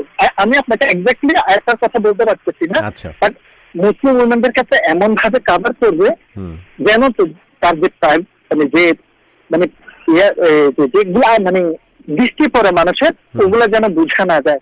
কিন্তু এখন হিজাবের মানে হচ্ছে কি, মাথার উপর একটা পট্টি বেঁধে রাখা বা কেনা পড়াকেই হিজাব মনে করতেছে। It's not about that. আপনার হিজাব বিভিন্ন রকমের হইতে পারে। আমি যেটা আপনাকে বারবার মানে রিপিট করতে যাচ্ছি, একটা মেয়ের ক্ষেত্রে যে সে যে কথাটা বলতেছে, যাতে যে তার অ্যাপ্রোচটা হচ্ছে, একটা পুরুষের ক্ষেত্রে একটা কিভাবে সে, সেটা মনের পদ্ধতি হতে পারে। আমি আমি খারাপ কাজ করতে যাচ্ছি, আমি ওটা থেকে স্টপ হলাম, এটা ওয়ান সর্ট অফ হিজাব। আমি যদি একটা মেয়ের দিকে খারাপ দৃষ্টিতে তাকাচ্ছি, ওটা থেকে আমি নিজেকে স্টপ করলাম, দ্যাটস সর্ট অফ হিজাব। হিজাব মানে যে আপনার যদি একটা মাথা রাখতে হবে, চোখ বন্ধ করতে হবে, এটা না। আমি অনেক ইভেন স্কলারকে জিজ্ঞেস করছি আপনি কোরআনে কোথায় পাইছেন যে আমাকে বলেন মেয়েদের চোখ পর্যন্ত কাভার করতে হবে, আমাকে অনেক উত্তর দিতে পারেন নাই। কারণ কোরআনের ক্ষেত্রে যেমন আমাদের কোরআনের পরে যেমন আমাদের আছে হাদিস আছে, তারপর আবার ইজমা আছে, কিয়াস আছে, তো সেগুলোর মাধ্যমে পরবর্তীতে যে সাহাবীরা একসাথে হয়ে তাদের মধ্যেও একটা যে ব্রেইনস্টর্ম করে যে কিছু একটা পথ বের করতে হবে যে কোরআন আর হাদিসের আলোকে। তো আমি মনে করি একজন মানে যে ধর্ম অনুসারে যে আমি মনে করি হাদিসগুলো ইউজ করা হয় রেফারেন্স পারপাসে, হাদিসগুলো কিন্তু একজনের মুখের থেকে শুনে আরেকজন বলছে এভাবে কিন্তু কালেক্ট করা হয়েছে হাদিসগুলা, ঠিক আছে? তো আমার মতে এসব ক্ষেত্রে মানে কোরআনকে ফলো করা উচিত। আর যদি সে হিন্দু হয় তাকে তার শাস্ত্রে যেটা আছে, সে যদি খ্রিস্টান হয় তার বাইবেল ফলো করা উচিত। মানে বিভিন্ন ধর্মীয় গ্রন্থে কিন্তু বিভিন্ন ভাবে বলা আছে। আপনি দেখবেন খ্রিস্টানরা কিন্তু সানডেতে আসলে মাথার মধ্যে একদম ইয়া পরে কাভার করে আসতেছে, রোমানিয়ানরা মানে দেখবেন যে অলওয়েজ করতেছে, খ্রিস্টানরা নাঙ্গা পড়তেছে, জুজরাও তাদেরও একটা হেসেটিক যারা তাদেরও এক ধরনের কোড আছে, ড্রেস কোড, যে ওরা সব ব্ল্যাক পড়ছে, ছেলেরা মাথায় একটা পড়ছে, মেয়েরা মাথা ঢেকে রাখছে। বা মেয়েরা কিন্তু যেটা করে এই যে জুইশদের মধ্যে তারা চুলটাকে ঢেকে রাখার জন্য উইক পরে, যে তাদের আসল চুলটা কেউ দেখছে না, তারা কিন্তু আর্টিফিশিয়াল উইক পরে, এটা হেসেটিক যারা তারা পড়ছে। আর বাংলাদেশের আমি আপনার থেকে টাইম নিচ্ছি, সরি না আমার কথা হচ্ছে মানে বাংলাদেশে যে হিজাবের ব্যাপারটা, মানে যে মানুষগুলো হিজাব নিয়ে কথা বলতেছে, যে আরেকজনকে বলতেছে তোমাকে হিজাব করতে হবে, তাকে যদি আপনি জিজ্ঞেস করেন কোথা থেকে, সে উত্তর দিতে পারবে না। যে ধর্ম নিয়ে কথা বলতেছে বা একটা মহিলা অধিকার নিয়ে কথা বলতেছে, আপনি যদি তাকে ভালোভাবে যে 5 কালেমা, ঠিক আছে, ইসলামের কয়টা ভিত্তি, সে উত্তর দিতে পারবে না। কিন্তু সেও ওই যে আপনার মানে কথা বলতে হবে, তাকে বলতে হচ্ছে, সে মানে দেখাচ্ছে, কিন্তু জেনে শুনে বলা। আর আপনি যারা এই যে ধর্ম নিয়ে দেখবেন ফেসবুকে অনেক ধরনের কথাবার্তা হয়, অনেক ধরনের দেখবেন হাদিসের অভাব নাই, মানে ফেসবুকে যত পরিমাণ ইসলামিক স্কলার্স আছে আমার মনে হয় মাহফিলও তো দেখি যে সোশ্যাল মিডিয়াতে শেয়ার হয়, যে বড় বড় হুজুরদের ওয়াজ মাহফিল। আপনি কিছুদিন আগে আমাদের চিটাগাং এর ভদ্রলোকের নাম ভুলে গেলাম, আল্লামা শফি, উনি বলতেছে যে আপনার মেয়েদেরকে পড়ালেখা করানো যাবে না, বাসায় থাকতে হবে। এটা যদি হয়, রাসূলের যে ছিল খাদিজা বিবি আয়েশা, এগুলা যুদ্ধে গেছে, বিজনেস উইমেন, উনি কিন্তু ফার্স্ট বিজনেস উইমেন, উনি সফল বিজনেস, মানে এই যে রিয়েলি আপনার সাকসেসফুল বিজনেস উইমেন কিন্তু খাদিজা। যদি যিনি রাসূলুল্লাহ সাল্লাল্লাহু আলাইহি ওয়াসাল্লামের সাথে ফার্স্ট যিনি বিবাহ বন্ধন আবদ্ধ হয়েছিলেন, তারপর আরো ওনার বেশ কয়েকটা যে উনি আপনার যুদ্ধে গেছে, মানে তরবারি হাতে যুদ্ধে গেছে। যদি ঘরেই থাকবে তাহলে রাসূলের টাইমে ওগুলো করতে কিভাবে, যুদ্ধে গিয়ে কিভাবে, মানে সবার মাঝখানে গিয়ে তো যুদ্ধ তো শুধু মহিলাদের মাঝে হয়নি, এটা তো পুরুষদের সাথে যুদ্ধ করতে হয়েছে ব্যাটলফিল্ড। হ্যাঁ, ব্যাপারটা জি এটাই তো। আপনার এই যে শফিকুরের মতো মানুষ আপনার বাংলাদেশে মনে করেন ওনার ফ্যান ফলোয়ারের অভাব নেই, কিন্তু উনি বলতেছে উইমেনদেরকে, উনি কিন্তু অনেক বড়, বাংলাদেশে অনেক বড় ওনার কিন্তু ফ্যান বেস বলেন, ফলোয়ার বেস বলেন, বিশাল অবস্থা কিন্তু। আচ্ছা,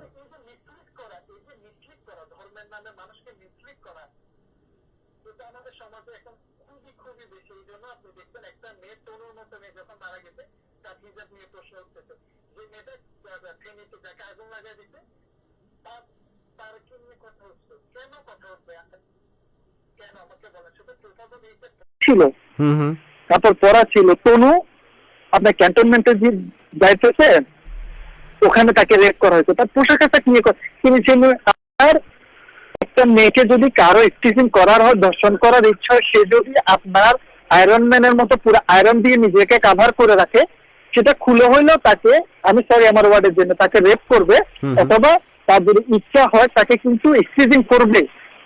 এখানে আপনি তাকে থামাইতে পারবেন না। এক্স্যাক্টলি, এটা তো কারণ কি যে করছে, প্রথমত ওই যে আবারও কথায় আসি যে কোরআনের যে সূরার রেফারেন্স দিয়েছেন আপনি, আরেকবার যদি একটু সবার উদ্দেশ্যে বলেন, যে প্রথমত নিজের দৃষ্টিকে এবং নিজের চিন্তার উপরেই একটা পর্দা করতে হবে, যেটা ছেলেদের জন্য বলা হয়েছে, পুরুষদের জন্য। আপনি কিন্তু অনেকে বলবেন নারীদের পর্দা করার কথা বলতে, মানে হুজুরা বলেন, স্কলার বলেন, মানুষে বলেন, সবাই বলতেছে, কিন্তু কখনো বলেন আপনি যদি কোরআনে জ্ঞান ফার্স্ট কিন্তু মানে একটা পুরুষের কথাই বলা হয়েছে, জ্ঞান তারপর নারীর কথা বলা হয়েছে। তাহলে Babu Bablu, just take this concluding remark from you or your comment. So, what's your opinion? আপনার মতে এটা কিরকম হওয়া উচিত? যে পর্দার ব্যাপারটা আপনি কিভাবে দেখেন, একজন পুরুষ হিসাবে আপনি কিভাবে দেখেন? আমি আপনার কে ভালো কে খারাপ আমি তাকে পর্দার উপর বেস করে জাজ করতে পারবো না, তার কাপড়ের উপরে বা বস্ত্রের উপরে। হ্যাঁ, তার যে অ্যাপিয়ারেন্স আছে তাকে আমি জাজ করতে পারবো না। Not based on apparels, হ্যাঁ। নো আপনার নট বেস। আমি তো জানি না আসলে কে, সে হয়তো আমার থেকে ধর্ম সম্বন্ধে তার জ্ঞান বেশি, কিন্তু সে জিন্স পরে আছে। ওকে, ঠিক আছে। তো আমার ক্ষেত্রে আমরা মানুষকে জাজ করার আগে তার সম্বন্ধে ভালোভাবে জানা উচিত, আর হিজাবের ক্ষেত্রে কথা বলার আগে নিজেকে সংশোধন করা উচিত। আমি কি করতেছি, আমি আমার নিজেকে সংশোধন করতেছি কিনা, আমি নিজের মুখের হিজাব করতেছি কিনা, আমি চোখের হিজাব করতেছি কিনা, এগুলা সব কনফার্ম করে দেন আমি আরেকজনের দিকে আমার মানে ফিঙ্গারটা তুলবো। মানে আগে নিজেকে আমি নিজের অন্তরের হিজাব বলেন, মুখের হিজাব বলেন, চোখের হিজাব, এগুলা বলার পরে দেন আমি আরেকজনের ব্যাপারে কথা বলতে। হিজাব জিনিসটা শুধু একটা কাপড় না, একটা বস্ত্র না। না, এটা শুধু বস্ত্র না। আমি হিজাবটা অনেক রকমের হইতে পারে। আচ্ছা, এটা তো অনেকটা জিহাদের মতো, অনেকে দেখবেন যে যেমন আইসিস ওরা কিন্তু মানুষ মেরে ফেলতেছে, এটা তাদের কাছে সমস্যা। আসলে এটা না, একটা মানুষকে ওয়াদা দিয়ে ওয়াদা রাখা, সেটা একটা, আপনি একটা মানুষকে খারাপ কাজ থেকে বাঁচানো, এটা ডিফারেন্ট ধরনের ইয়ে হতে পারে, এটা ডিপেন্ড করে। এটা হচ্ছে যে আপনার মিসইন্টারপ্রিটেশন যেটা করে আমাদের সমাজে, এটা খুবই বেশি। হিজাবের ক্ষেত্রে মিসইন্টারপ্রিটেশনটা অনেক বেশি। আমি বলবো হিজাবের ব্যাপারে কথা বলা আগে বা ধর্মীয় কোনো বিষয়ে কথা বলা আগে প্রত্যেকটা মানুষকে এটা ধর্ম সম্পর্কে এবং যে বিষয় নিয়ে সে কথা বলছে সেটা নিয়ে খুব ভালোভাবে জেনে তারপর কথা বলা। এক্স্যাক্টলি, যেটা নাজমুল হক বলেছেন বাংলাদেশ থেকে কল করে, একই কথা। আর আমি আরেকটা লাস্ট কথা আমার কেটে হচ্ছে ধর্মের ক্ষেত্রে, হিজাবের ক্ষেত্রে মানে ইসলামিক পোশাকের ক্ষেত্রে মানে হোক আল্লাহর ভীতি না, মানে পুরুষ ভীতি না, মানে পুরুষের ভয় করে কোনো টিচার পড়ার দরকার না। সেটা যদি ইচ্ছা করে সে আল্লাহর জন্য করবে, নাহলে তার পড়ার দরকার না। ধর্মের ক্ষেত্রে মানে আল্লাহ ভীতি হোক, পুরুষ ভীতি না, এটা আমি শেষ মানে আমি কনক্লুড করবো আর কি, এটা বলে conclusion. So thank you, Babu Bablu, and taking the time, even you were outside, I know, and you made the phone call. Thanks a lot. Thank you very much. Thanks to the listeners. No problem. It was our pleasure. Thank you. So Babu Bablu's concluding remark was যে হিজাব যদি করতে হয় বা নিজেকে যদি ঢাকতে হয়, ওনার মতে কথা যেটা হচ্ছে যে হিজাব জিনিসটা শুধু একটা বস্ত্র নয়, হিজাব হচ্ছে নিজের জন্য একটা প্রতিরোধক, যে আমি আমার মুখের হিজাব করব, আমি কাউকে কি বলবো, আমার চোখের হিজাব করব, আমি একটা মানুষকে কিভাবে দেখব। আমাদের একজন কলার এসছেন একেবারে শেষ মুহূর্তে, আর একটু দেখে আমি কুইক কলারকে নিয়ে নিই একটু। হ্যালো, আমি খুব কুইকলি কলটা নিয়ে নিচ্ছি। I just have 3 minutes left to end the show. Who's that? Ananya, হ্যাঁ, প্লিজ গো অন। হ্যাঁ, আমি শুধু ছোট করে এটুকুনি বলতে চাই যে দুনিয়া অনেক দিকে এগিয়ে আছে, সেখানে মেয়েরা কি পর্দা করবে কি করবে না, এই মেয়েদের পর্দা নিয়ে আমরা যদি পড়ে থাকি, হ্যাঁ, এটা ব্যাপারটা খুব দুঃখজনক। আমাদের কয়েক ডেকেড আগের মেয়েরা কিন্তু এইভাবে এই গণহারে কেউ পর্দা করতো না, তাই এবং তারা কেউ খারাপ মহিলা ছিল না। হ্যাঁ, রোকেয়া, বেগম রোকেয়া, হ্যাঁ, এরা কেউ ওইভাবে হিজাব, বোরখা এগুলো পরতেন না। এবং তারা যথেষ্ট মহিয়সী নারী ছিলেন। যেটাই আমাদের বাবু বাবলু একজন পুরুষ কলার, উনি বলেছেন যেটা আসলে পর্দা বলতে আসলে একটা বস্ত্র নয়, এটা সামগ্রিকভাবে সবার ক্ষেত্রেই প্রযোজ্য, এবং পুরুষদের ক্ষেত্রেও, যে তারা তাদের দৃষ্টির হিজাব করবে কিনা, তারা তাদের চিন্তার হিজাব করবে কিনা। তো এখন এগুলো অনেক কিছু বলতে পারে, কিন্তু গ্রাউন্ড রিয়েলিটি তা না। গ্রাউন্ড রিয়েলিটি আমি দেখতে পাচ্ছি যে হিজাবের হার বেড়েছে, পর্দা বেড়েছে, এবং সেখানে এই যে এই ডিমার্কেশন গুলো বেড়েছে, যে কে পড়ছে না, কে পড়ছে না, তা সেইভাবে তাকে জাজ করা হচ্ছে, এবং সেটা ইনএভিটেবল, এটা কিন্তু কেউ ঠেকাতে পারবে না। যে সোসাইটিতে more and more women wear the hijab or the burqa, হ্যাঁ, there will be discrimination between সেখান থেকে আমাদের পুরুষ স্কলারদের মধ্যে যে মনিরুল হায়দার বললেন, definitely that's a good start as well. একজন পুরুষ হয়ে উনি যে এই জিনিসটা চিন্তা করছেন এভাবে, যে আমার দায়িত্ব হচ্ছে প্রথমত আমার নিজেকে কন্ট্রোল করা, যেটা অনেকে করছেন না দেখে তারা চাচ্ছেন তাদের কন্ট্রোলের জন্য আরেকজন রেসপন্সিবল, এক্সটার্নালি আরেকজন নিজেকে কন্ট্রোল করে আমি নিজেকে কন্ট্রোল ঠিক করে দিতে চাই। আরেকটা জিনিস ঠিক করে দিতে, উনি যে বারবার সবাই যে বারবার ধর্ম শব্দটাকে ইউজ করছে, আমি আবার বলে দিতে চাচ্ছি ধর্ম শব্দের অর্থ রিলিজন নয়। হ্যাঁ, আবারও বলছি, হ্যাঁ, এটা হয়তো অনেকে জানেন না। তাহলে যারা বলবে রিলিজন বলবে, আচ্ছা, ধর্ম বলবে না, মানে বাংলা শব্দ ধর্ম, কারণ ধর্মটা বাংলা শব্দের পেছনে অনেক গভীর মিনিং আছে। রিলিজনের বাংলা প্রতিশব্দ কি জানা আছে অনন্যা আপনার?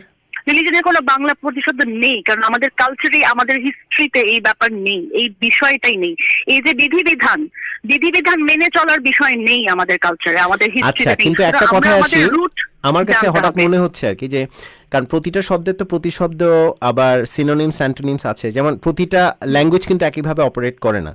যেমন রিলিজন বলতে সঠিকভাবে যে এটাকে ধর্ম বলতে আমরা যা বুঝি, যে একেবারে যেটাকে এখন আমি নিজেও আটকে গেছি এটাকে কিভাবে বিশ্লেষণ করব, যে পার্টিকুলারলি কোনো ইসলাম বা হিন্দুইজম অথবা এরকম পার্টিকুলারলি কোনো একটা, মানে আমি যেটা বলতে চাইছি যে হিন্দুইজম কোনো রিলিজন নয়। এখানে এটা ধরা হয়, অনেক হিন্দুরাই এটা এভাবে বলে, কিন্তু অ্যাকচুয়ালি এটা কোনো রিলিজন নয়।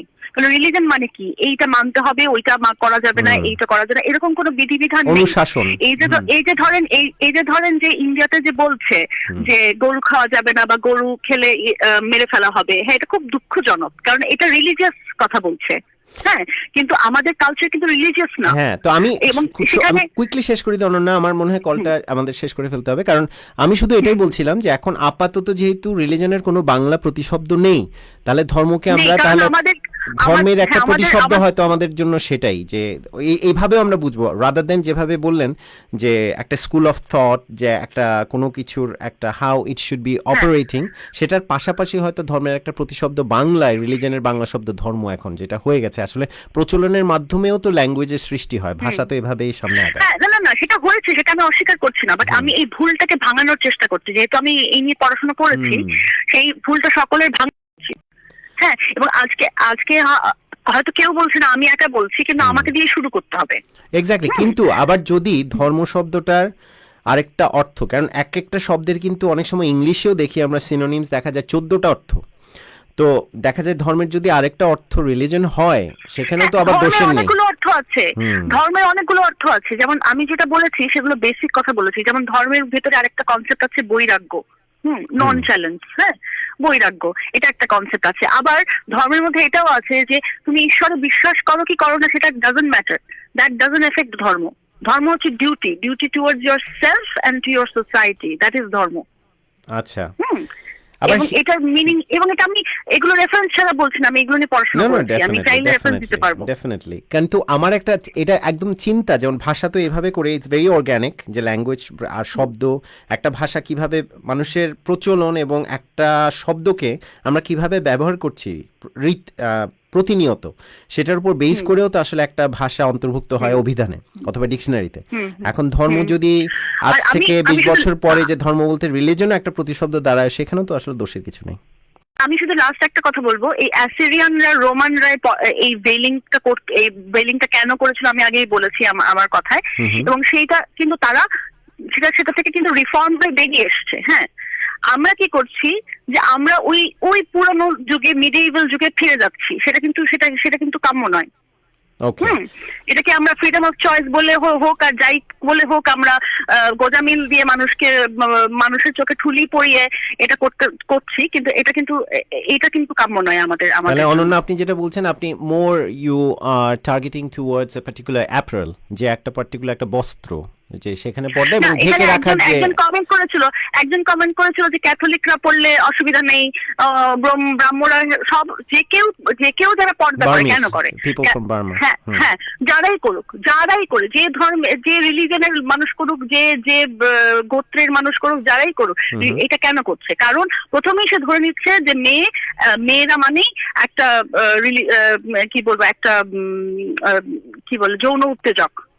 সেটা আচ্ছা। আমি কেন মেনে নেব? একটা পড়ালেখা জানা মেয়ে হয়ে আমি কেন মেনে নেব? সেজন্যই যাই হোক Ananya, thanks for you, I mean it's a very valuable comment from female caller. আমি সেটা নিয়ে আমি কনক্লুডিং রিমার্ক দিয়ে শেষ করব, but I have to end the call because we are at the end of the show. Is in fact I am over running ইট।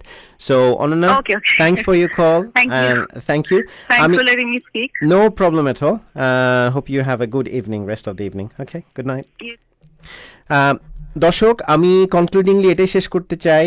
মর্জিনা বেগম, আপনি অনেকবার বলেছেন ইউ ডোন্ট অ্যাগ্রি, আপনার মতামত শুনছি। If you had call definitely I would have taken your call, আপনার কাছেও শুনতাম।